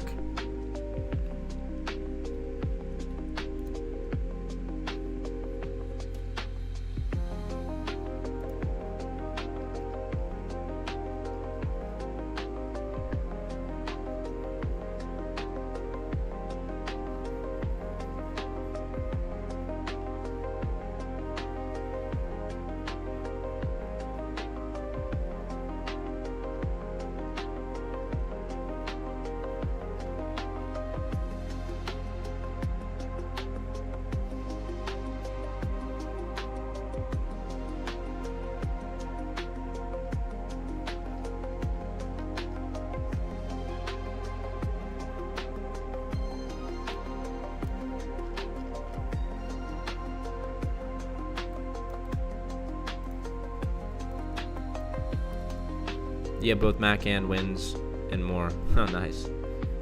I remember when I was on Perplexity before I left, I don't know. Lost interest, yeah. It was a little bland. There was sort of a period where it wasn't as exciting. But they also have computer. You might even get some free credits with once you sign up. You might get free credits or monthly credits, like 10,000 for Perplexity Computer.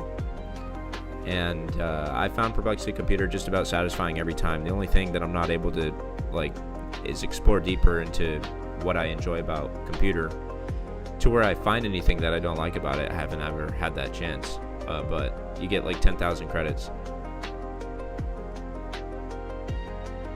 Yeah, the native desktop application, I really don't know if I like it. The Perplexity web app or native desktop app, this one, I don't know if I like it, if I'm being honest.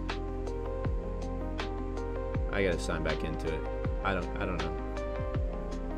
Let me know what you think about the Perplexity desktop version if you end up using that.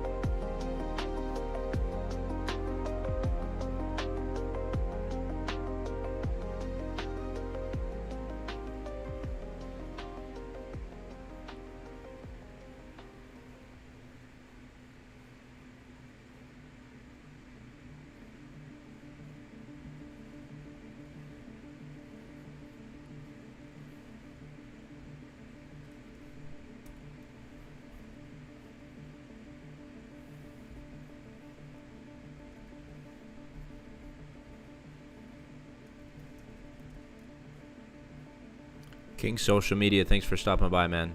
I appreciate it.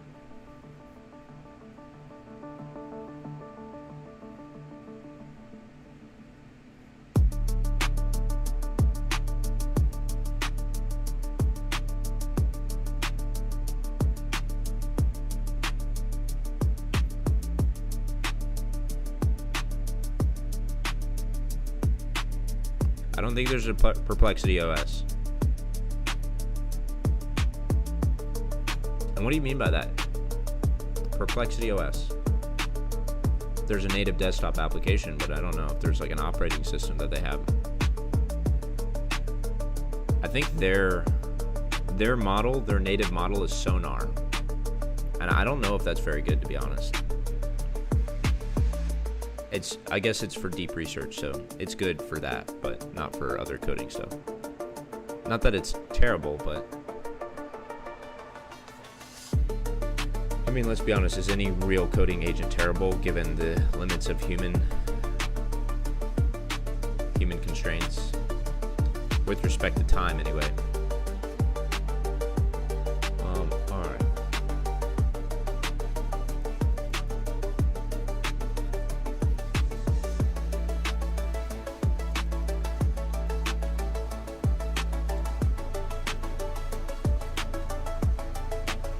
Well, I started Vibe Coding, made my own browser, now I see there are others who think like me. Certainly. Yeah, thanks again, King Social. What's your daily driver model? I would say Perplexity is my daily driver. Perplexity is where I've been storing all my thoughts for the last 2 years. I just got Claude like almost 2 weeks ago, but I've been using Claude to drive this project, PRism, so I've been using Claude primarily. I don't use Perplexity to code, I use it to help me organize my thoughts and how I want to communicate with Claude. Microsoft is so scared it spent $10 billion on OpenAI. Yeah, they decided to, yeah, I don't know what their thought process was there. They've been building some kind of AI stuff.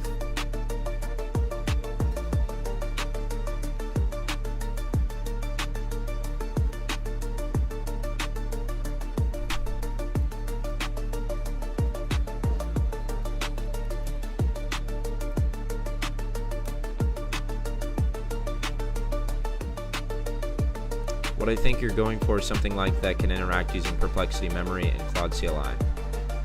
I would just ask Claude how to get Hermes into a stable workflow for that.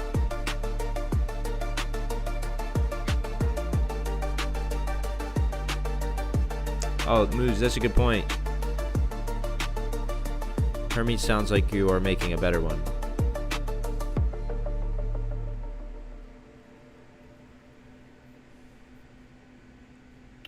Alright. So, that's cool. We've got some settings placeholder view that has been created by Claude, and that's it. Let's run it and see if it builds with no errors. Don't use other people's apps. Yeah, I guess, like, why not just build something that you need that could work for you once you identify that it's a need that you have? I mean, if you have that skill and ability to do that, like we're developing on our own, like that's what I imagine that we're all doing here, is we're learning how to use these tools. We identify that we have a need that we could solve for ourselves, and then we build that solution out. And not everybody has that capability. So I think that's a special thing that we can all share and appreciate together. And some of us, most of you guys, if not everyone, knows more or has more time spent on exploring these tools.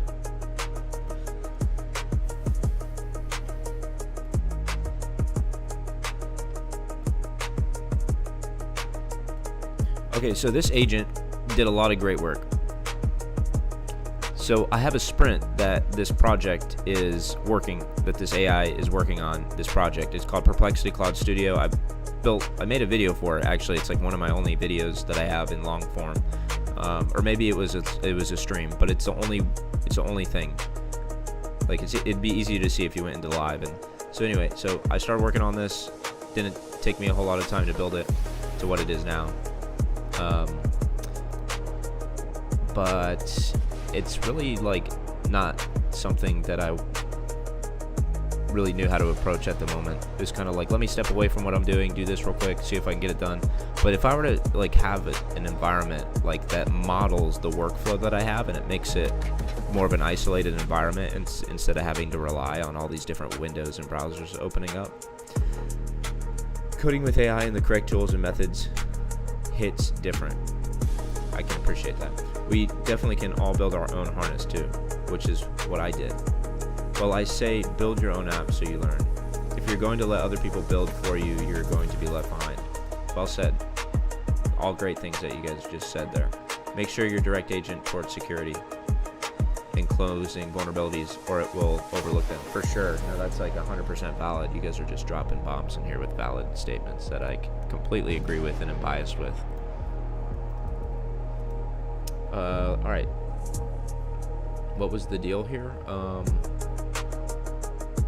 Yeah, so this project, when I started it, I was like, okay, I'm gonna do this thing called engineering of intent, which is where you define your intention for the application inside documents that are living and breathing documents. And as the agent works on the code, it's updating the documents, and it runs tests, and it logs those tests, and all the decisions that you make, it logs those decisions, and you have new branches, and the branches become like micro document.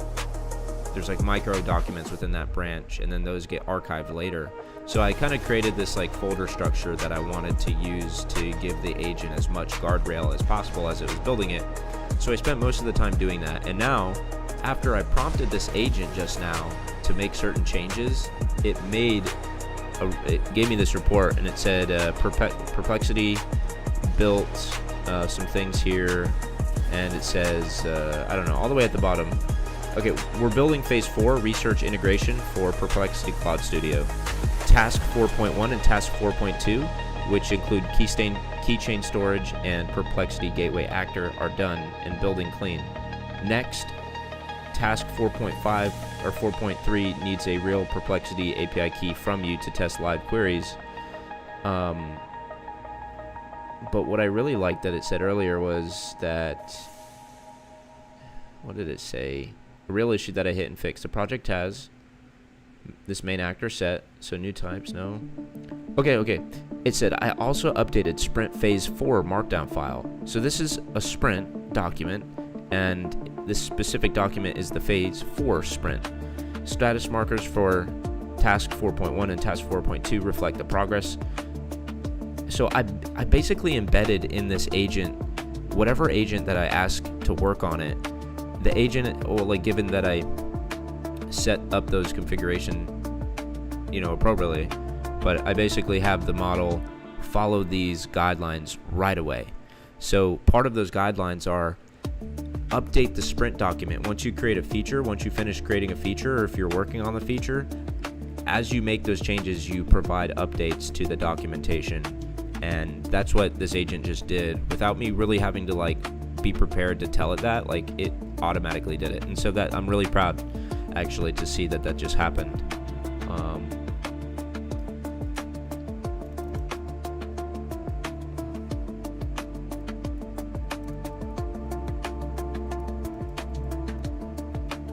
Yes, that's exactly it. Govern your agent. You know what. Oh, I appreciate that. Sometimes I feel like I do. Sometimes I don't feel like I do. But I think having the confidence that I actually have good intentions and want to learn the best practices, plus I understand that people are going to disagree and think that a lot of this is a waste of time. But I think some of us also believe that this is one of the most opportune times to learn this skill, and there's such a small number of people who are actually taking advantage of using AI this way. And this window is only going to be around for so long, so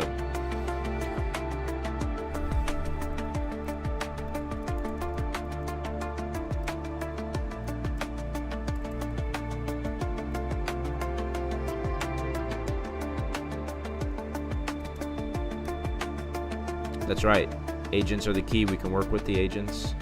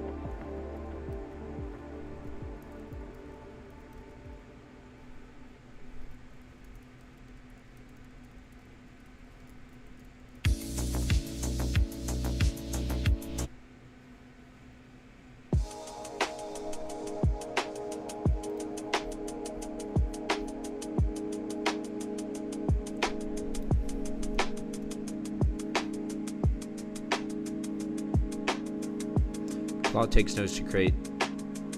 To be honest, there's nothing you should do but let Claude work. I just created monitor command room status updates. Agents I deploy massively. My agents report back to me. Yeah, but like if you were to like ballpark what you pay monthly for like using these services, is it over $100? Because I'm paying about $25 a month for Perplexity and Claude in Gemini. And I got Perplexity for $5 and I have Gemini for $0 for free for a year. I think about 20 grand for platform level stuff. For apps can be cheap.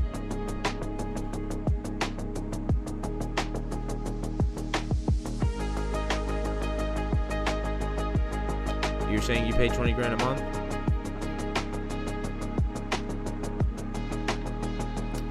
Here's a full recap. All right, great. It has context.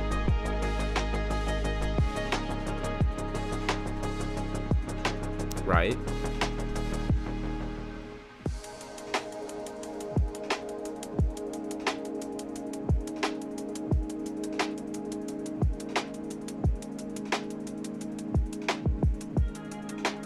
Years ago, this was 2 million to 20 million.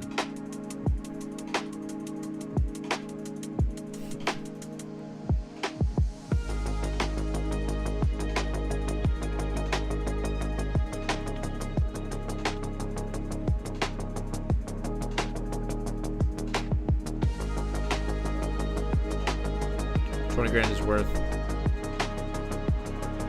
No employees, no medic, no nothing, no office, politics, no employees, yeah.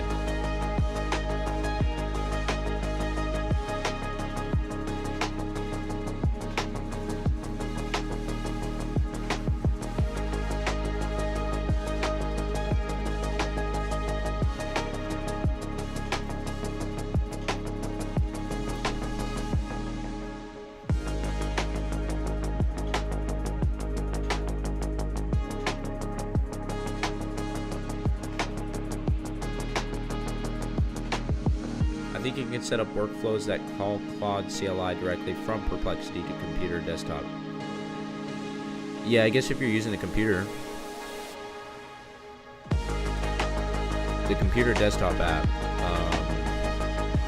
Are you talking about like the native Perplexity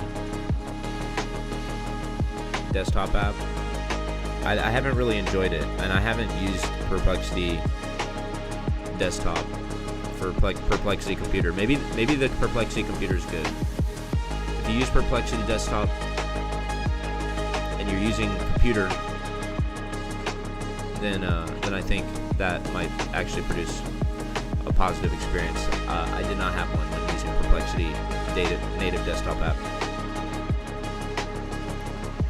Miller invested in Bridgeline, but he started at the wrong time. Now is the right time. Funding, how to get startup after the 20 grand is judgment time. Did you do it correct or did you fail?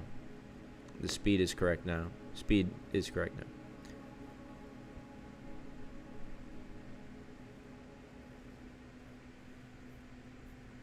Where'd the music go? I like this one. This is a good song. Can build what Miller built for 4 grand now. Oh, I see. He did something I don't do. I don't take money from people on YouTube.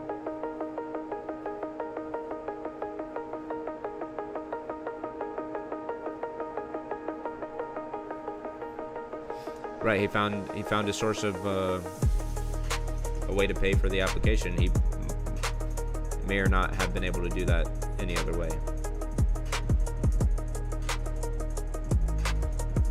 Why did this pop up?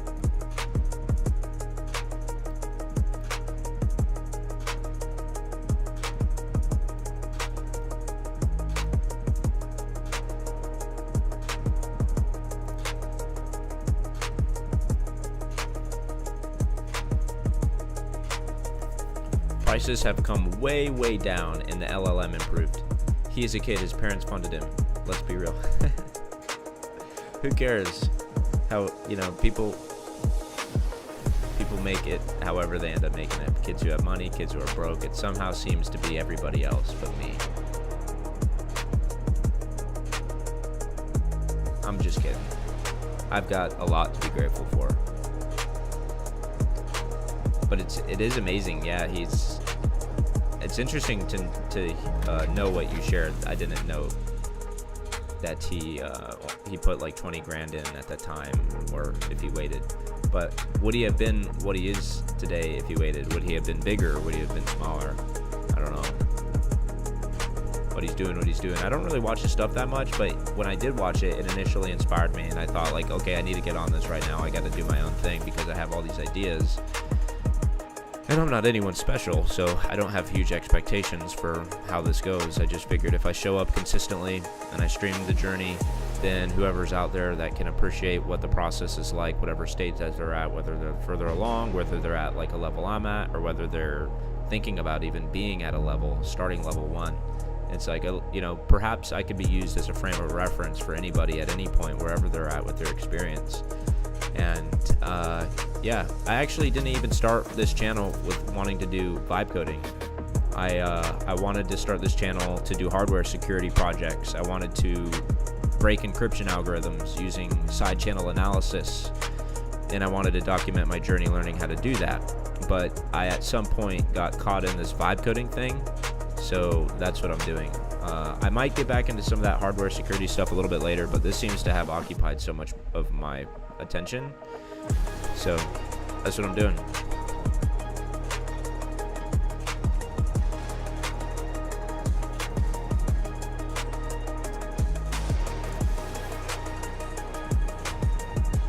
I gotta go outside, been inside. Alright, man, yeah, thanks. Hope I may get Perplexity. Alright, yeah, take it easy. Thanks for stopping by.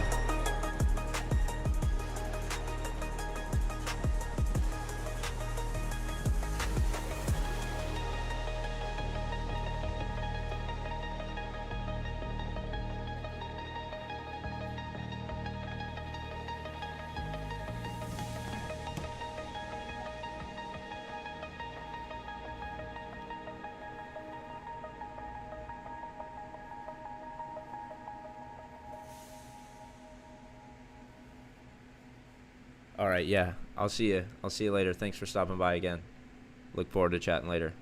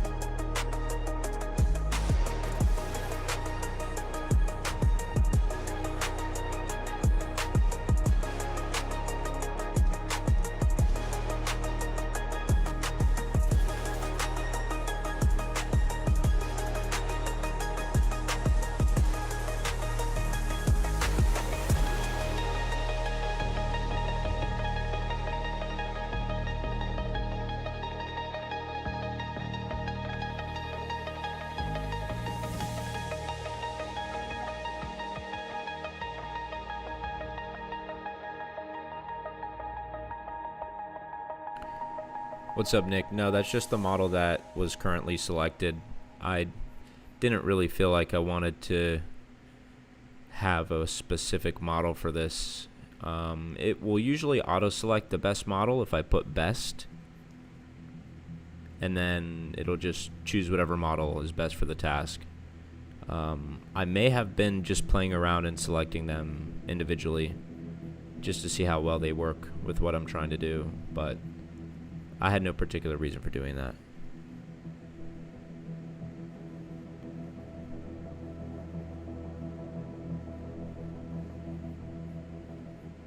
So for now, I'm just going to leave it on best.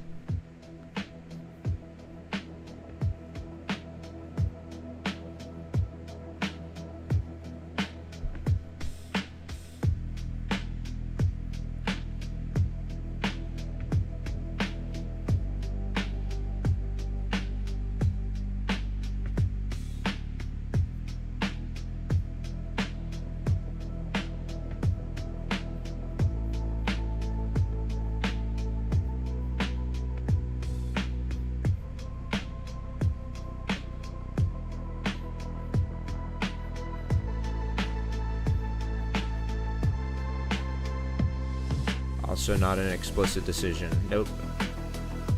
Yeah, pretty much, yeah. I don't really know what it would have been better for anyway, like GPT 5.6. I don't know how that, like, I didn't really have any kind of intention to. Sometimes I do. Sometimes I'll ask Perplexity which model is best to select for a specific task when I am prompting with Claude.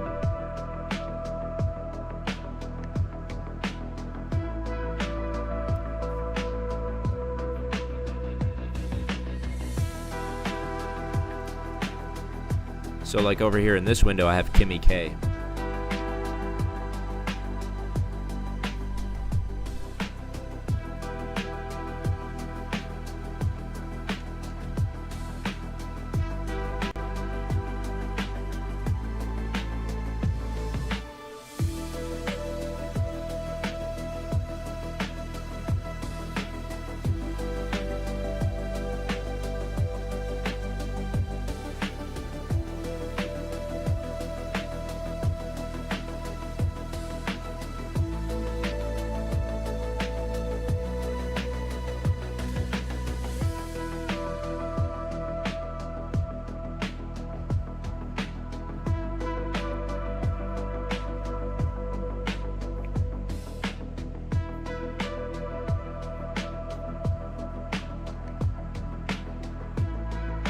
Have you provided two agents the same prompt, then compared between the results of the outputs before?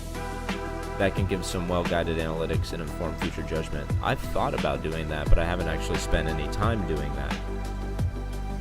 I'm too busy thinking about doing it and working on other stuff, thinking that that's not as important as it is, but I obviously, agree with you as far as having well-guided analytics. I just have found ways to avoid doing it. But I think it would be a viable thing to do. I even wanted to do it in Perplexity. Like if I pulled up Opus, so if I go in Perplexity right now and I pull up, let's do Gemini 3.1 Pro.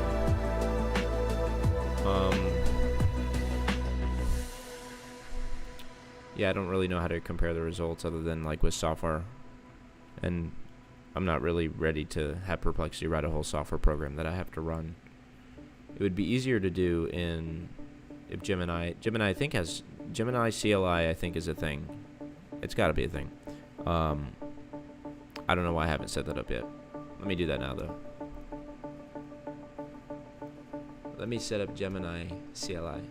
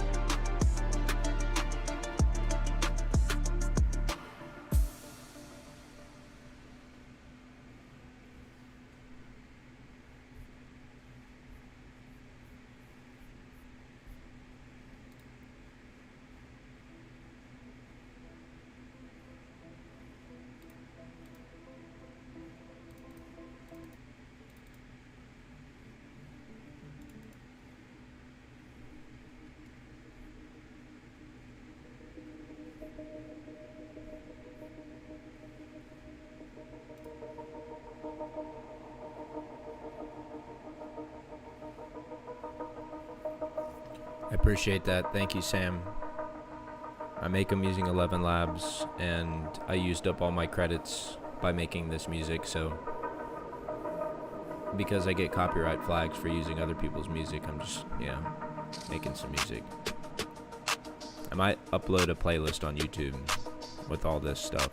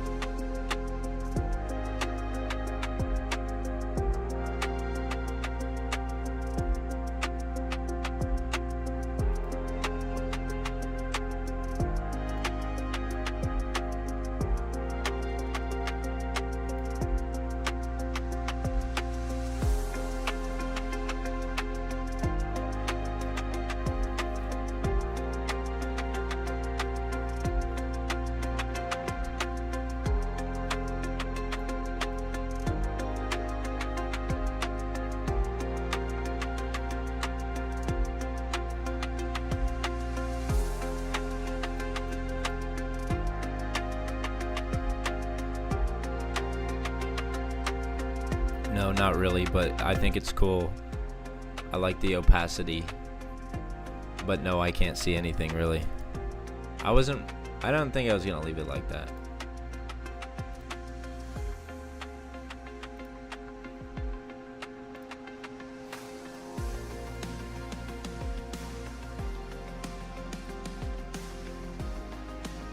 I don't really like the dark green.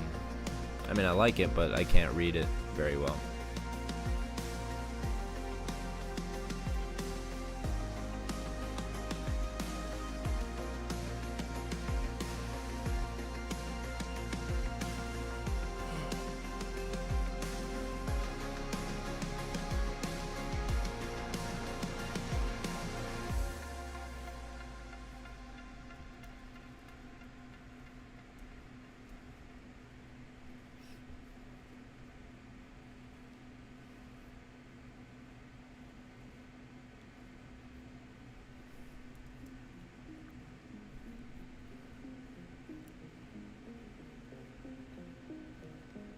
Opacity looks like it goes from 0 to 11 in one click. Yeah, it does. It really does. Like, it's literally 5%. 50% is basically it's gone. And then this is 100%. I need to be careful because if I lose sight of this little clicker, it won't be good.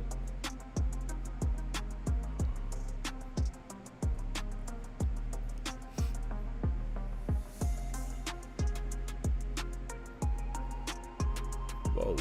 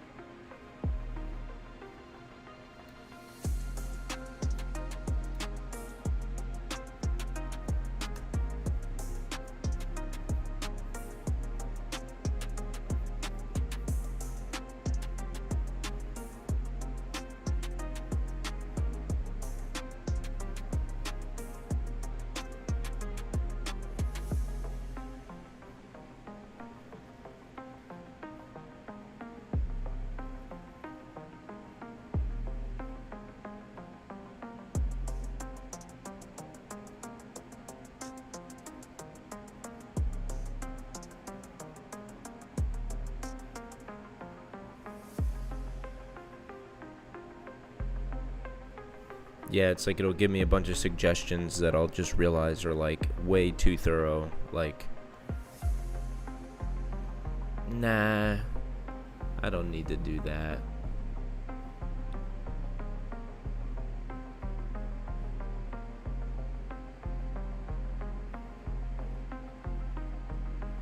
Planning is good. Planning is important. It's important. We realize that, so we do it and we get better at doing it. I have been in decision hell for over a week now. Drafted tons of requirements, and decisions needed to become exponential as I kept going. Yeah, we got to make those decisions as the person designing the system, and the AI just needs to follow our decisions and make less decisions of its own, because the more decisions it has to make on its own, the more ambiguous the project goal becomes for the AI, and it just makes assumptions on what we want rather than what we actually want.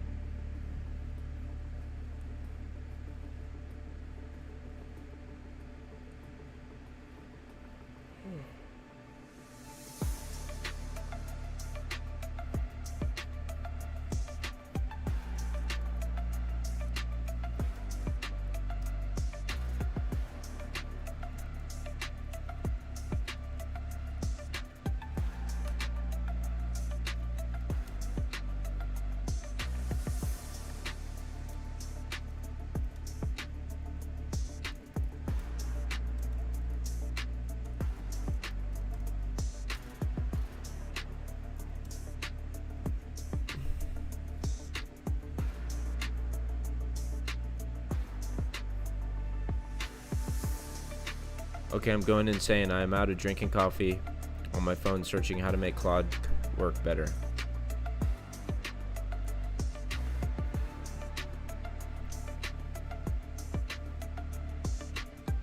Are you asking Claude how to make Claude better? I hit my limit, finally got to wait 2 hours. Oh man, that's too bad. I'm literally at 97 something percent of my usage, so I'm trying to like find ways to reduce the time between now and when I hit my limit, so that way I don't feel like I'm hitting a physical wall or even digital wall. I just don't want to be limited to work on the project. It will bother me if I'm just forced to stop, especially if something is in mid-task. I don't think I've ever had a session limit issue while an agent was mid-task. I tried using the MVP method, just do the minimum and get something working, then expand. That has its merit, but can create a lot of friction when design changes are made. Yeah, that's kind of how I thought about doing things too. Just get the minimal, something basic, proof of concept working, and then you expand, and then all of a sudden it becomes so much more developed than you realized, and then you have to like go back and make those design decisions, or like understand the design decisions that were made and then try to redesign them if they're not what you wanted. So I'm trying another method, which is to attempt to the extent of my capability to define the requirements well beyond the MVP to alleviate design change. That sounds like a good idea. If you have a very robust, comprehensive MVP, not even MVP, but you have a robust design plan, then your MVP would be something that is established or like attainable much sooner. Making MVPs and prototypes help you learn what the right decisions are. You don't have enough context to make all the decisions up front. Gotta get started first. Talon has a really good point. You just gotta get started as well, and as the application evolves, because you can make all the decisions you want at the very beginning of a project, but unless you actually start building it and identify what the practical challenges become, or like what the practical experience ends up becoming, because realizing like once you build an application, you're like, I don't really like it this way, let me tweak a couple things, so design decisions become outdated and stuff. You got to see it. Where can I post? Yeah, so I just got a pop-up that looks like Grok. Hey, let me show you this picture. Go on Discord. You can go, the Discord's in the link. You can just post it. You can share it with me directly, or you can put it in the general chat.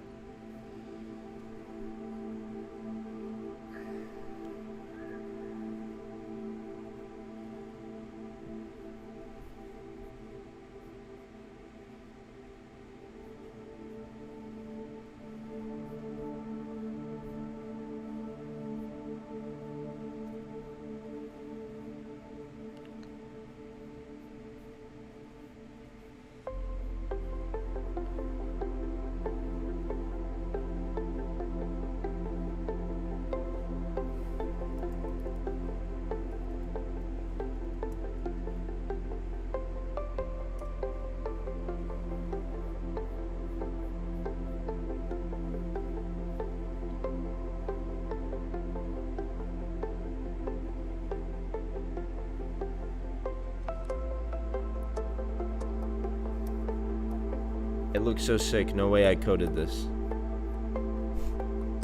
Let's see it.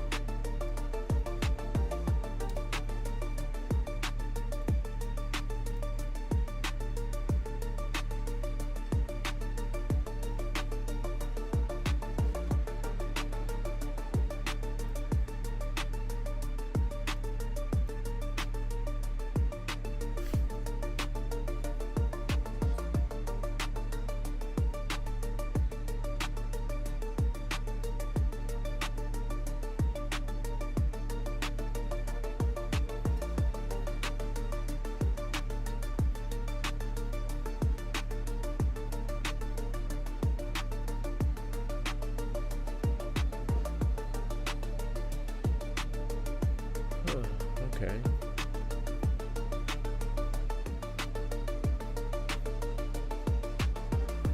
Yep, that works.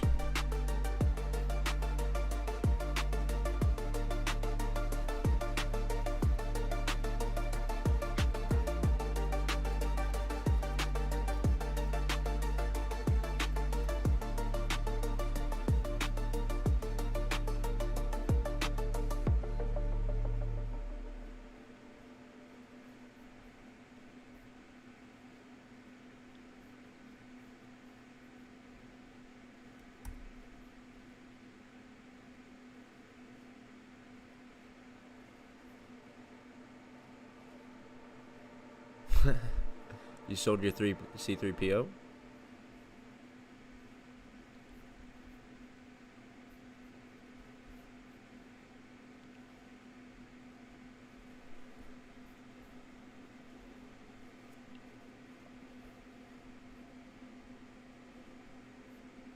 Folder.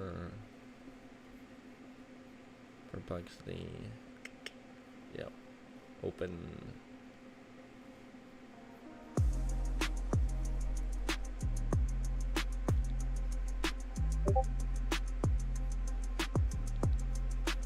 Cannot. Credit access paused. Top up to pop up.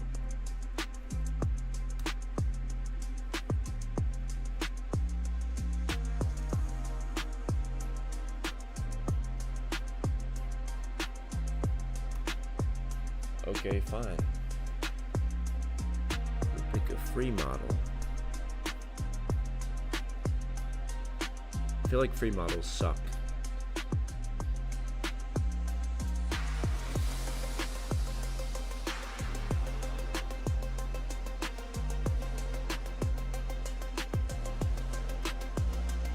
Yes, I sold it. Let's go. Forgot hat price I listed.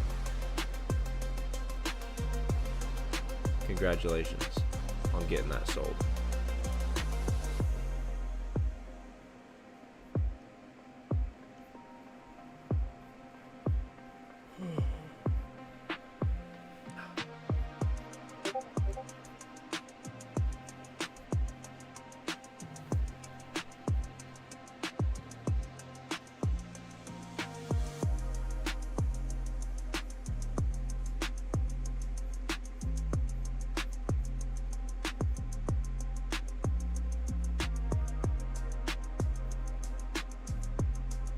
If remote's origin still shows up, I think we're good.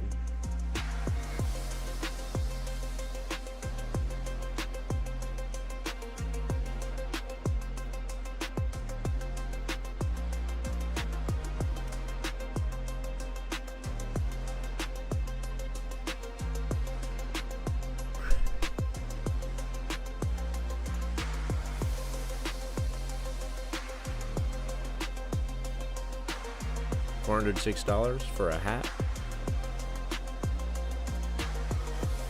I forgot hat price. Oh, what price? What price?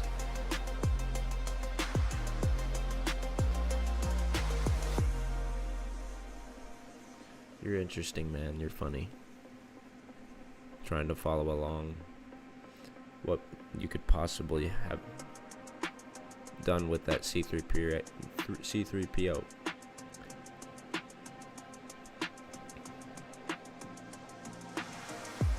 C3PO.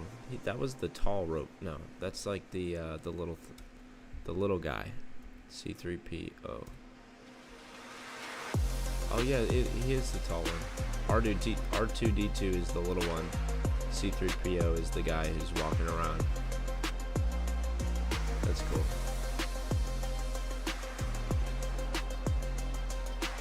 Fluent in millions of forms of communication and built by Anakin Skywalker.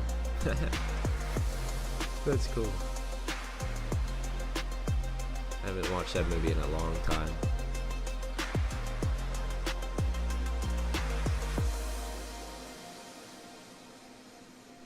Oh, I see. That's still...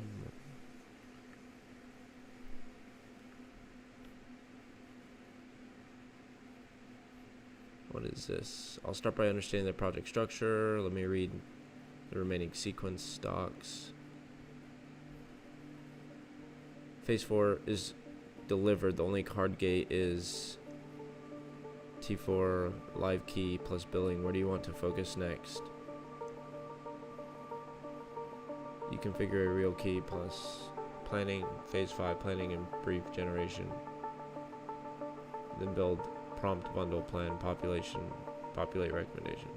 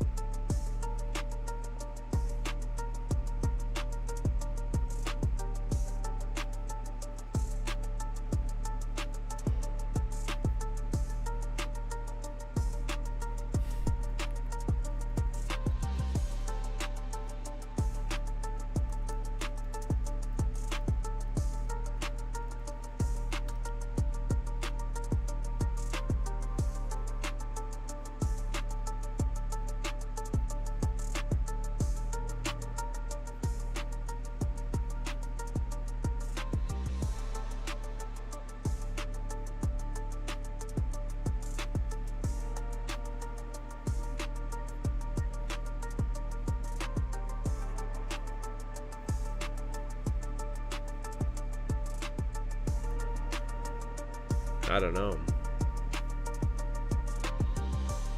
What was A-Warp? Is that a Star Wars character?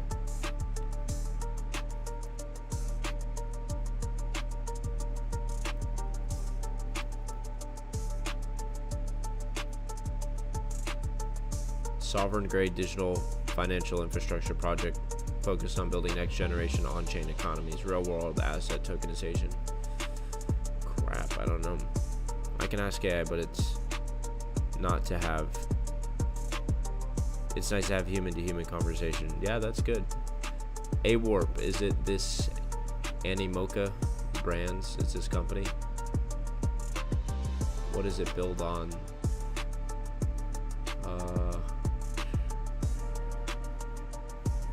What programming language do you think it's in? Python?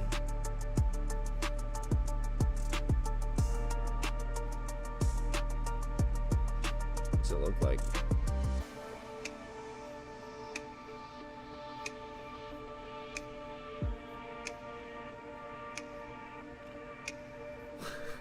I don't know.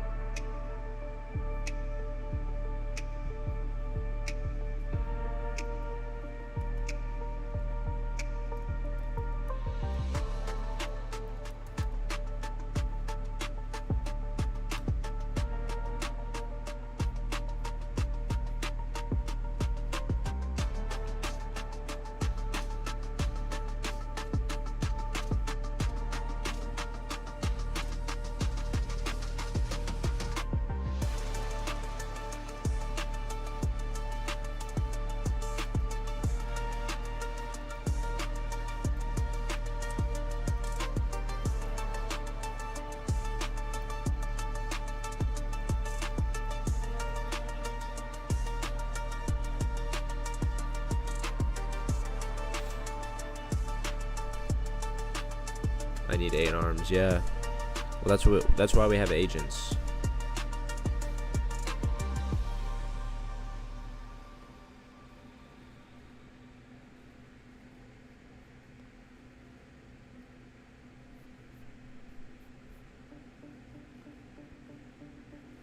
Oh, I see that image. I see that image now. On Discord.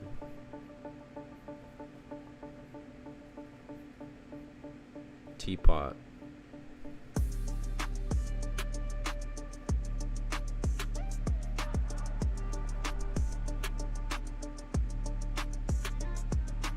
Got a message from Teapot in the Q-Strike Discord.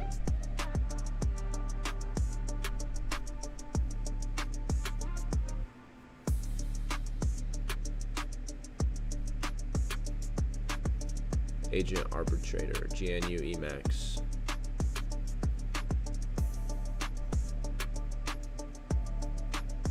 I remember when you were mentioning that. The arbitrator in my case is much like you are using Perplexity for. This is just my own implementation which acts through CLI only. Okay.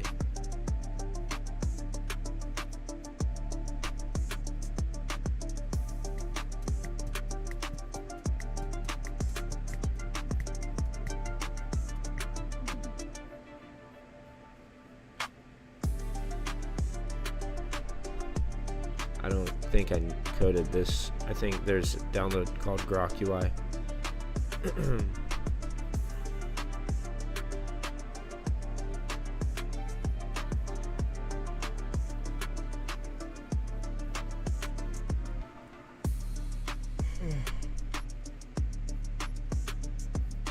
What's up, Nick? I got you. I had a feeling it was somebody. Now it makes sense.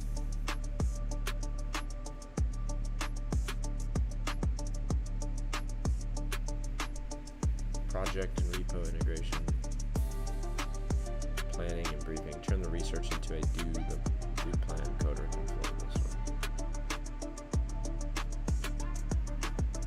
one. Okay, it's way too good for what I make with Grok. Okay, it's a download.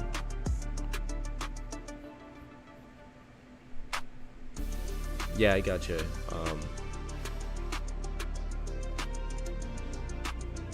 Sometimes we do different things of the same thing.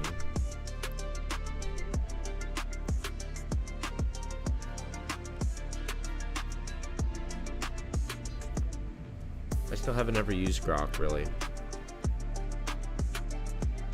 Turn the research into a to-do plan. The coder can follow.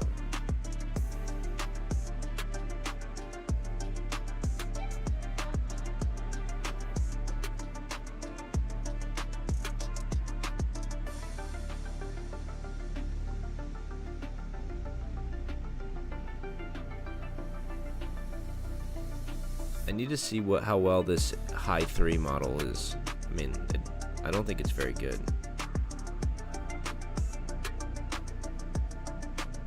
Is Ultra free? I got heavy $99. Wow, this guy made an awesome UI for Grok. Yeah, I just went to Claude too.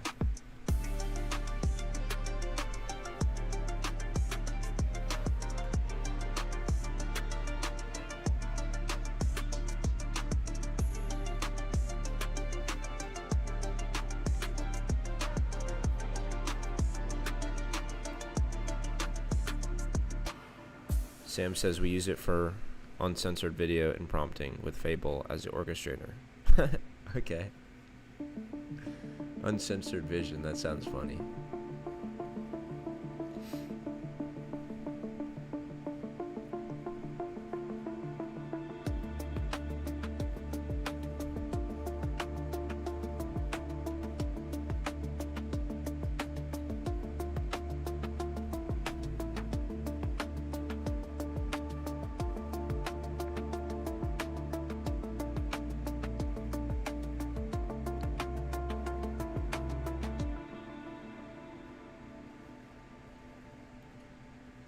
It's good you have a portfolio, a very large portfolio of applications.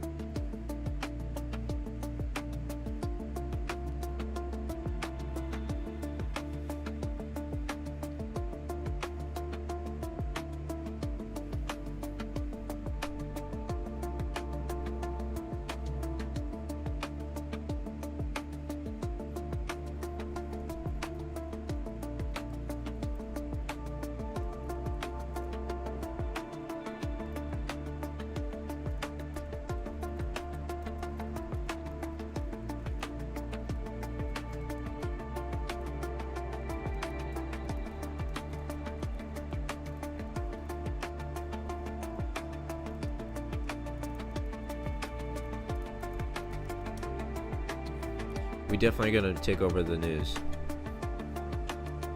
Grok is king of X platform. Yep. Also real-time things like news.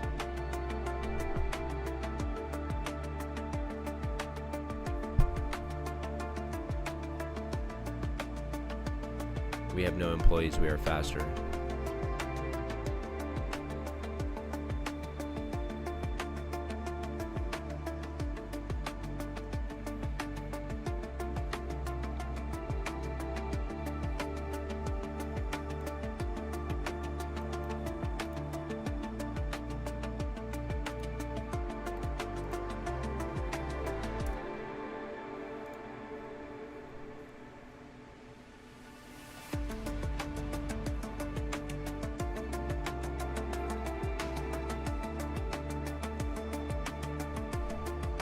I have a lot of business rolling already.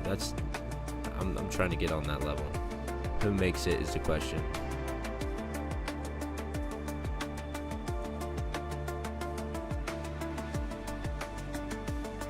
You should make a motivational speech on 11 Labs and then put music behind it. Viber will take over the news 100%. We will. Alright, I'm here for it. Hopefully I'm quick enough though.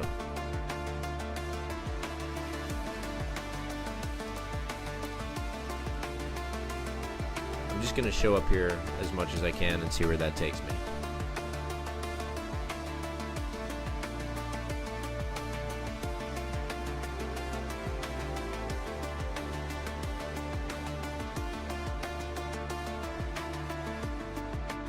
Good job on hitting the limit. I'm waiting. I'm at 98% of my limit, and I'm just... Yo, you got to see my prompts. Yeah, I would love to see your prompts. Please send them over. Yeah, I need to make a Discord for prompts, like a channel. I'll do that real quick.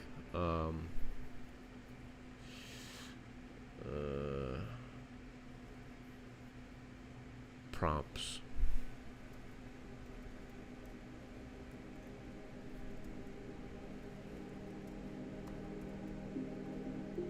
Check out my prompts channel.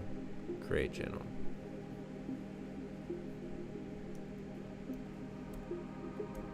What was it? Elephant, penguin, or bunny?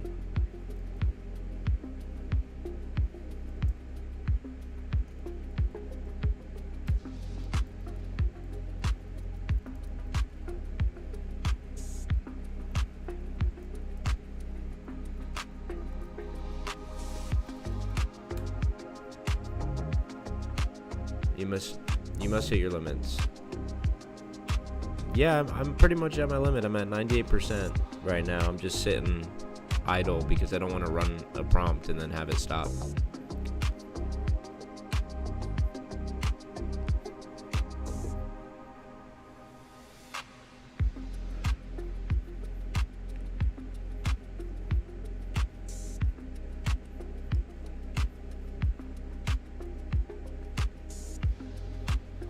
Oh, tired.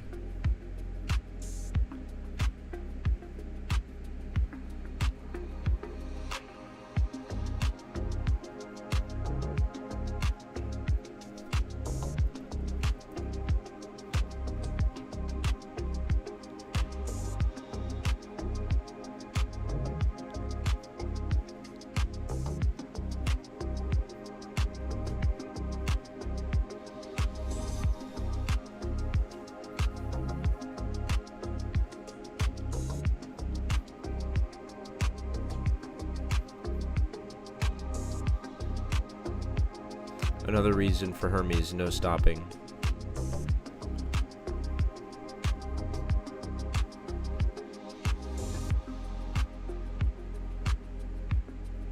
What do you mean no stopping? Like no stopping, you don't hit limits?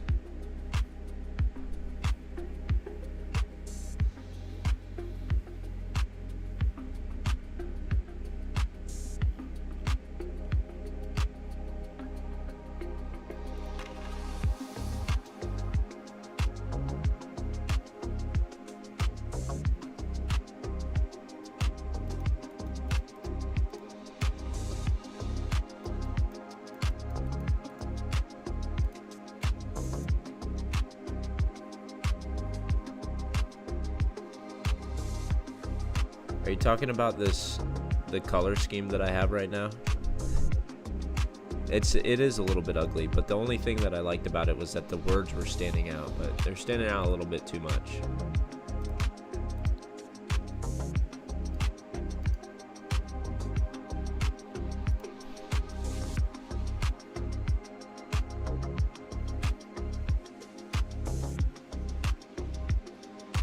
That's better. That's more my... That's still kind of weird, but... It is better than the yellow.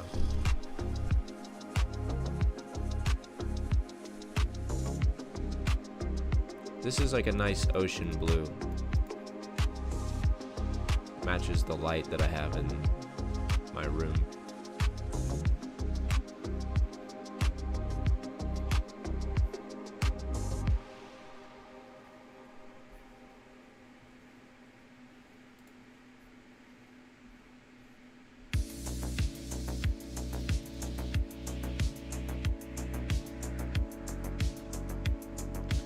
I just fall back to the local models if my budget is hit. Hermes makes a ledger for each prompt, cost, and token count, etc. that if I run out of subs and API, I drop to local.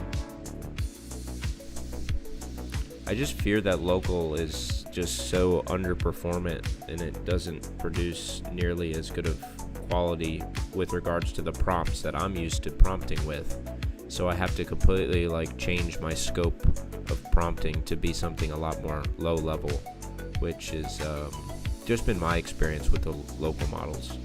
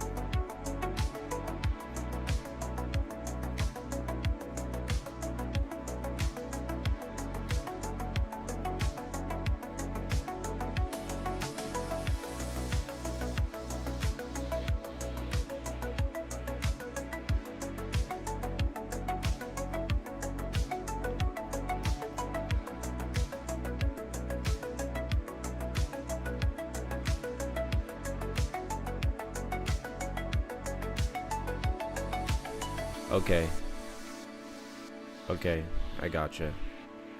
I need to do that then. I need to do that. So I can use like the Fable Claude Opus 5 to orchestrate the other local models. Is that what you're saying? That sounds highly optimized. That sounds incredibly valuable. Something that like fits within my budget as well. Right, it makes sense. Like I could get so much more out of what I'm doing. 16 minutes feels like a long time, much like waiting for a pot of water to boil.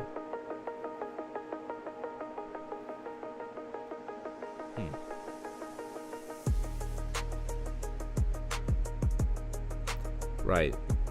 And I guess what I'm specifically interested is like the local model utilization.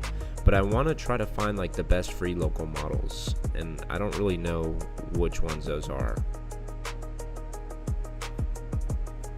Because I have Ollama, and if I understand correctly, running Ollama, the models that Ollama has locally for free, like, am I connecting to those? I spend $2K a month just on image and video generation. I like video and image generation.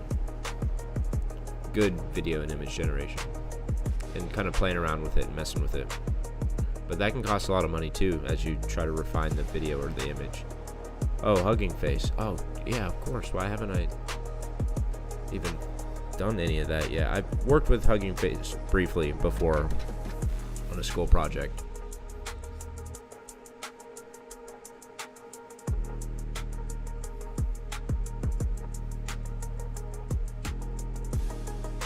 Your real research code loop. Walk me through. Okay.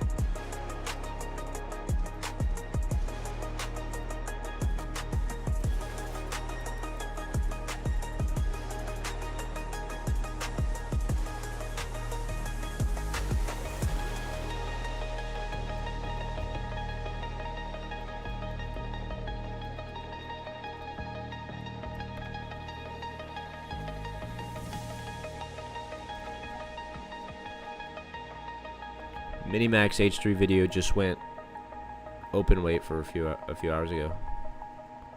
Just went open wait. What does open wait mean?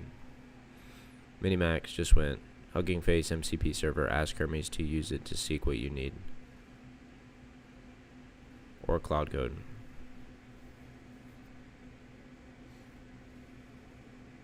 Okay, that's great. That's actually really smart.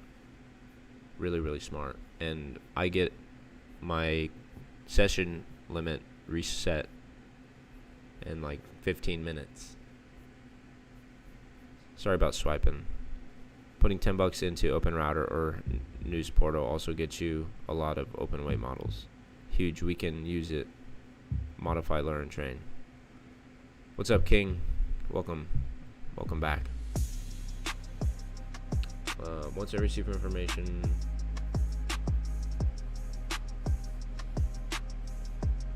it also reviews the guiding documents in the docs folder, such as the corresponding sprint markdown file.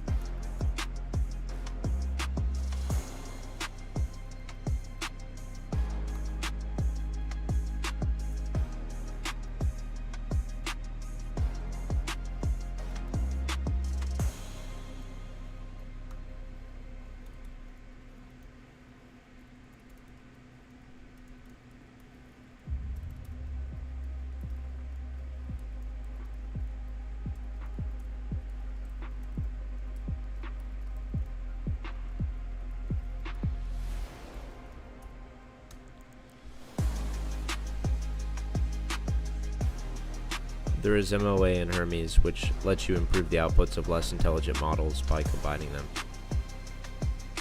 This seems incredible. I need to learn how to apply what you guys are saying. Like, that seems so crucial right now. I'm glad I got Hermes set up, not gonna lie. So thank you to whoever that was. I can look back later and see who that was.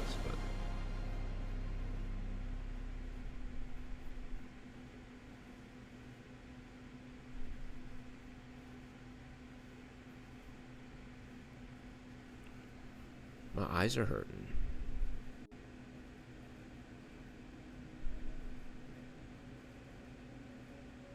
I have Hermes now, yes. Yeah. I'm using it right now while Claude subscription gets reset.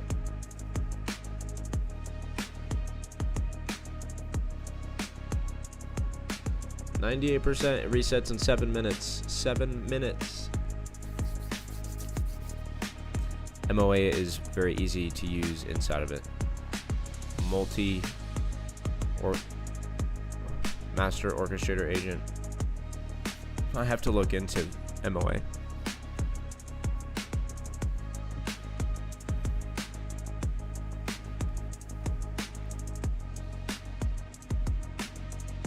All right, I'll be right back.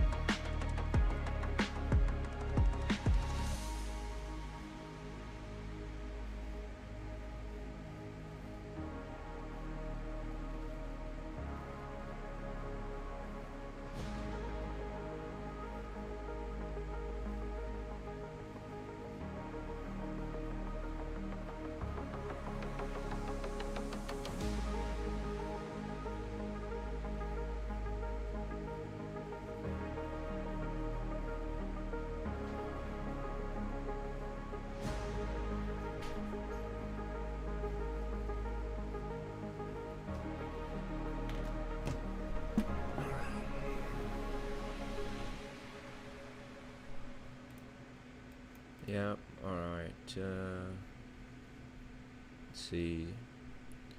Screenshot. Perplexity. Yeah. Architecture says phase 5 should convert raw search plus local project constraints. Let's assume the plan is transformed.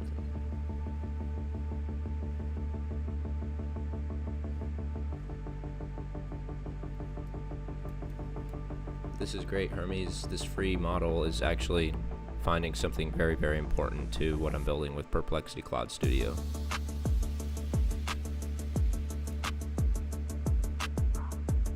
Now back to Prism. We're in a clean, workable state for Prism.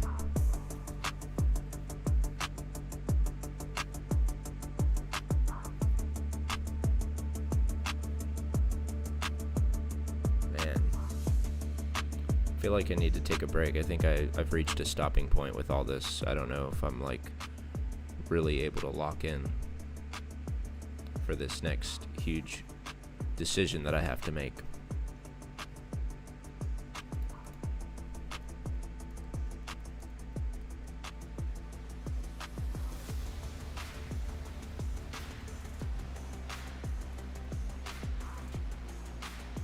Memo 2.5 is cheap and found holes with Fable's code. Mixing them is the way to make them more solid.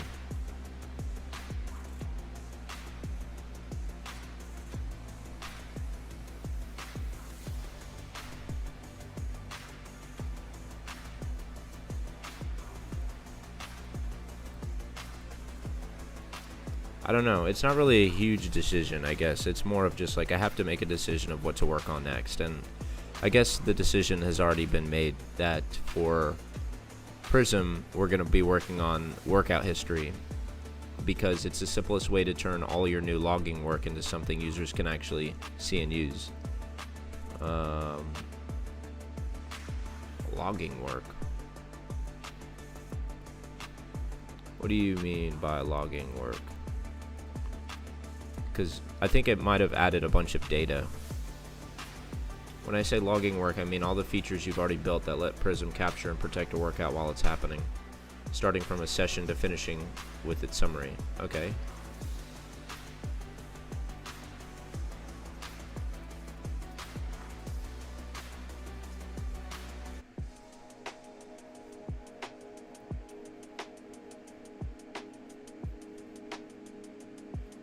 Uses code you already have. Needs only one small new screen. Okay, let's work on. Now that we log workouts reliably, give a user place to browse and reopen those log sessions later. Okay. Alright, I'm sold. Let's develop this next.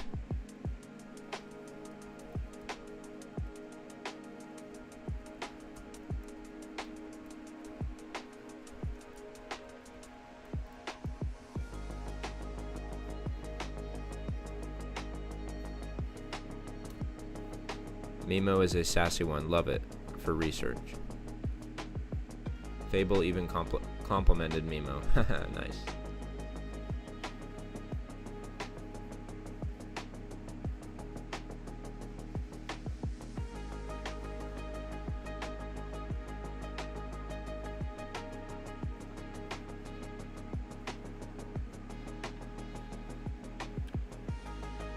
Should phase 5 only produce a stored copyable execution brief you still paste into the terminal like today, or should it go further and structure the artifact so phase 6 can auto execute? How much of the manual loop do you want phase 5 to eliminate?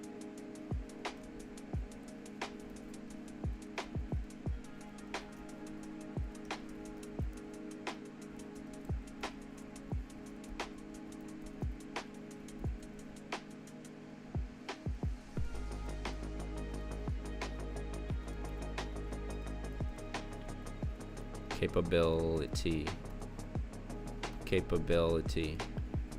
The handoff dep should allow for both options. A more automated capability is available. Who writes the plan? Is the directive view authoring it in the app from the research brief plus sprint? Perplexity generated a draft that you edited?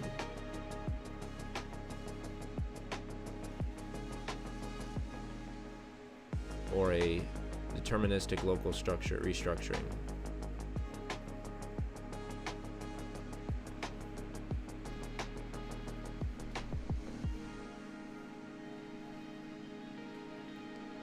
You authoring it in the app from the research brief? Or C, a deterministic local structuring of the research brief with no extra LLM call?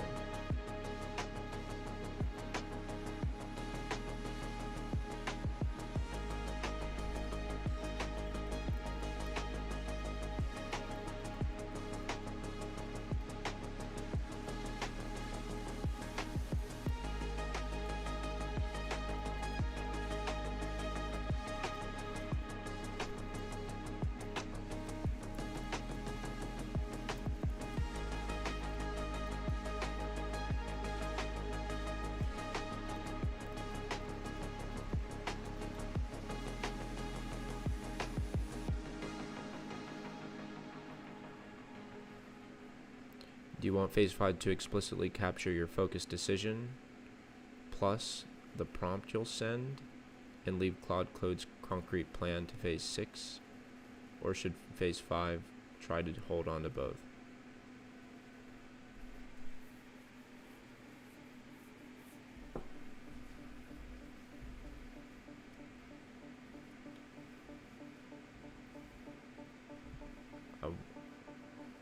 to capture your focus plus decision, your focus decision plus the prompt you'll send,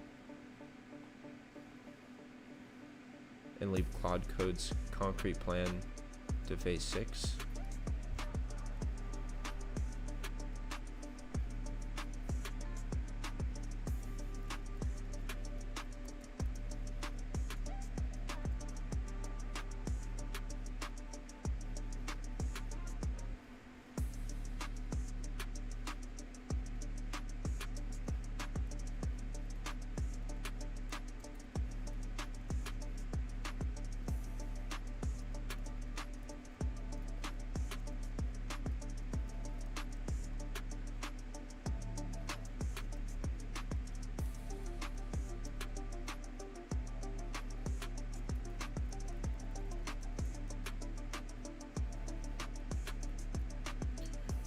Do you do the gate check method?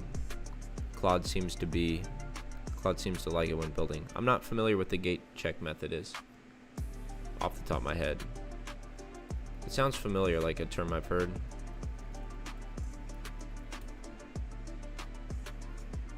A gate check method enforces mandatory validation checkpoints such as tests, linters, or structural assertions. Yes, I just didn't understand it in that term, but I do have Claude perform those validations and checks before it moves on to like the next task. If there's a sprint and the sprint has 7 tasks, I make sure that the agent performs certain validation checks before it moves on to the next task. Something like a condition for success. The condition for success must be met before it moves on to the next task.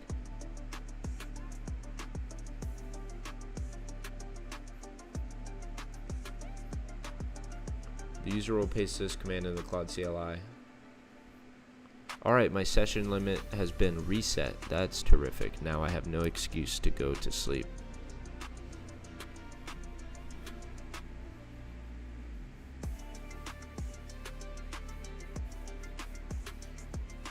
I'm just kidding. I might need to go to sleep, but we'll just push on a little bit further.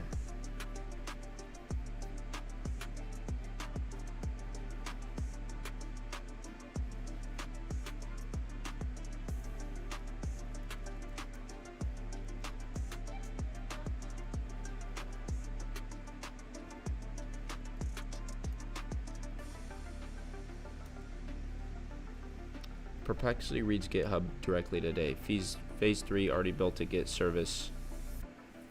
Phase 5 should generate the status report locally from Git service and feed it to Perplexity, or keep GitHub reading as Perplexity's job. Should Phase 5 generate a status report locally from Git service and feed it to Perplexity?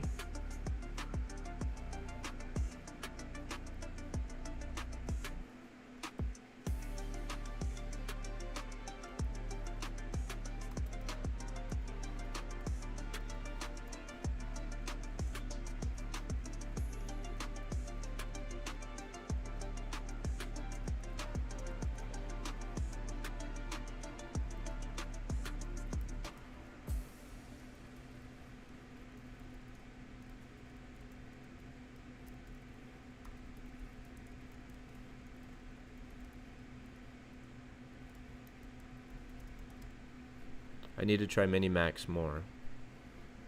Yes, Mimo is surprisingly a good worker. Been inside Hermes for how affordable it is. Minimax M3 is my daily driver for Hermes though. I'll check that out. I appreciate you letting me know, King. Their video models just changed the game a few hours ago for AI video local. Minimax. Yeah, I haven't used Minimax. Phase 5 should make no live code call and stay offline. Capable for planning. Or do you want Phase 5 to make its own Perplexity call?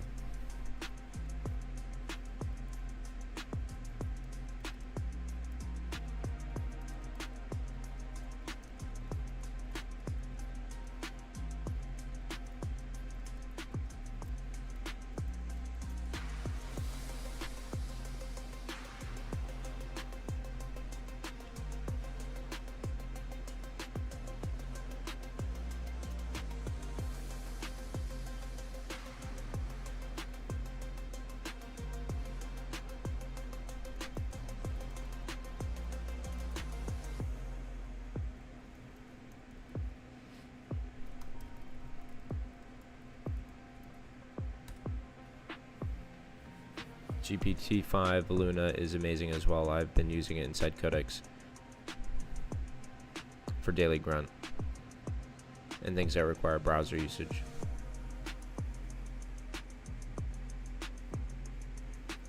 So I can get free models with Hugging Face is what you're saying?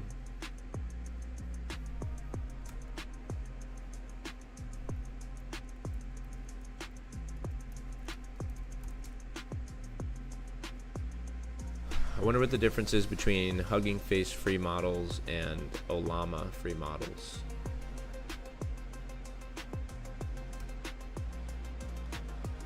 Hugging Face is a massive open source model repository like a library, whereas Hugging Face is a massive open source model repository like a library, whereas Ollama is a local application runner like a book reader that compresses and runs those models efficiently on your own computer.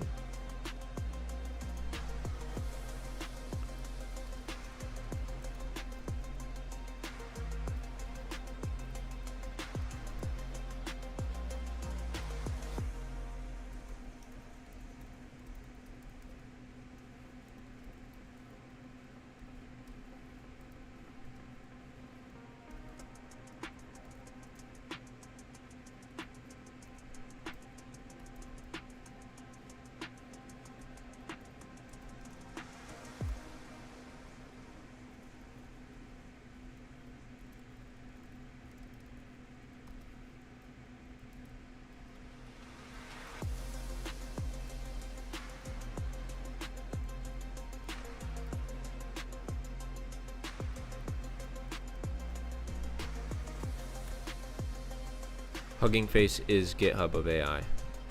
Okay.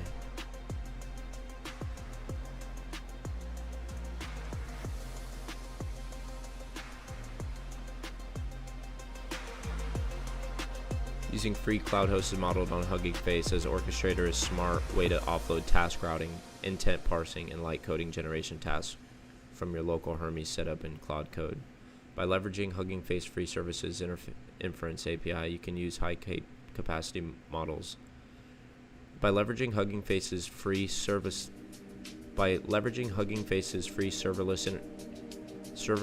inference API, you can use high capacity models in the cloud for planning, leaving your local system with more VRAM to handle deep contextual execution.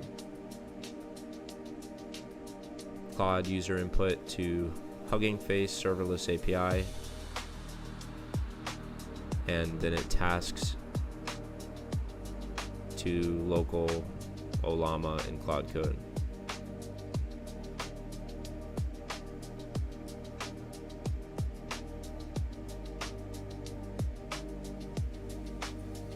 That's good. I want to start working on that.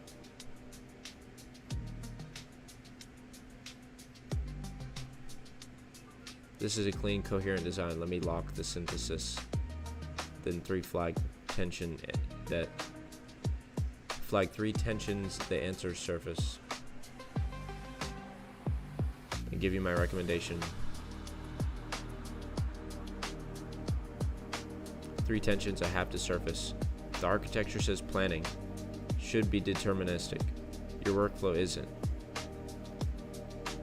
Line 85 literally says the planning workflow should be deterministic and editable because the plan becomes part of the durable project record. But you've told me Perplexity writes the plan and then you verify it. That's a non-deterministic LLM draft, not a deterministic transform. Permit limit 5 limit 10 is a source of truth. It must be updated in the same commit as the type behavior change, so phase 5 sprints must amend that sentence to LLM generated draft, user verified, and then that's a legitimate doc update, not a violation, but it has to be done deliberately, not silently. Interesting. So what it says now is that it should be deterministic and editable because the plan becomes part of the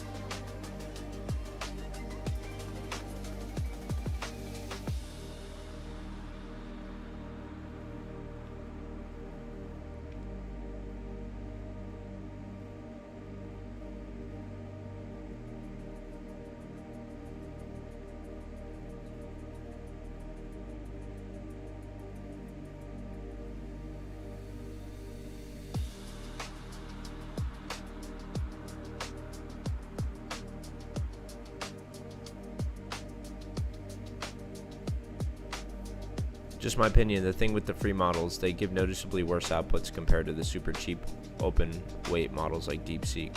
Okay. That's valuable.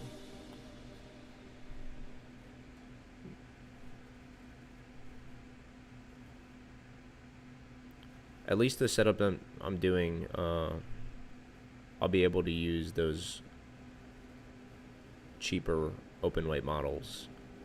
So I'm like setting up the infrastructure, even though I'm using free local models, I'll probably realize that they're not sufficient and make the switch, but hopefully all the switch requires is just plugging in whatever credentials I need to in order to verify that I'm paying for those.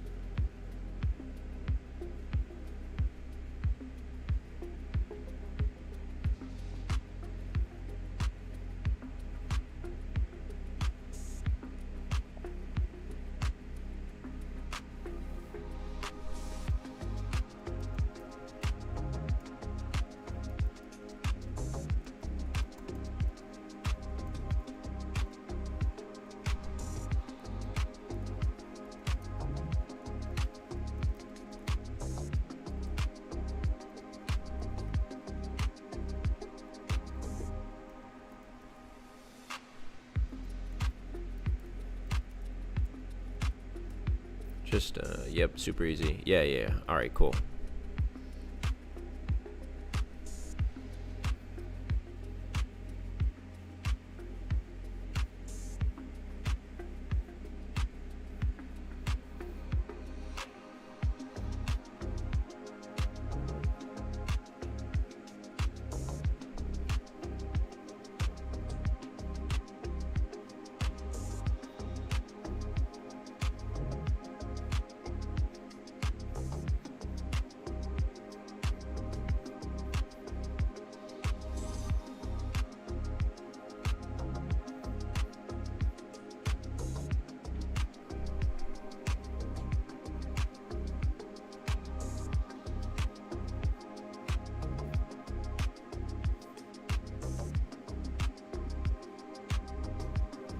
I think I'm going to stream a little bit later in a couple hours.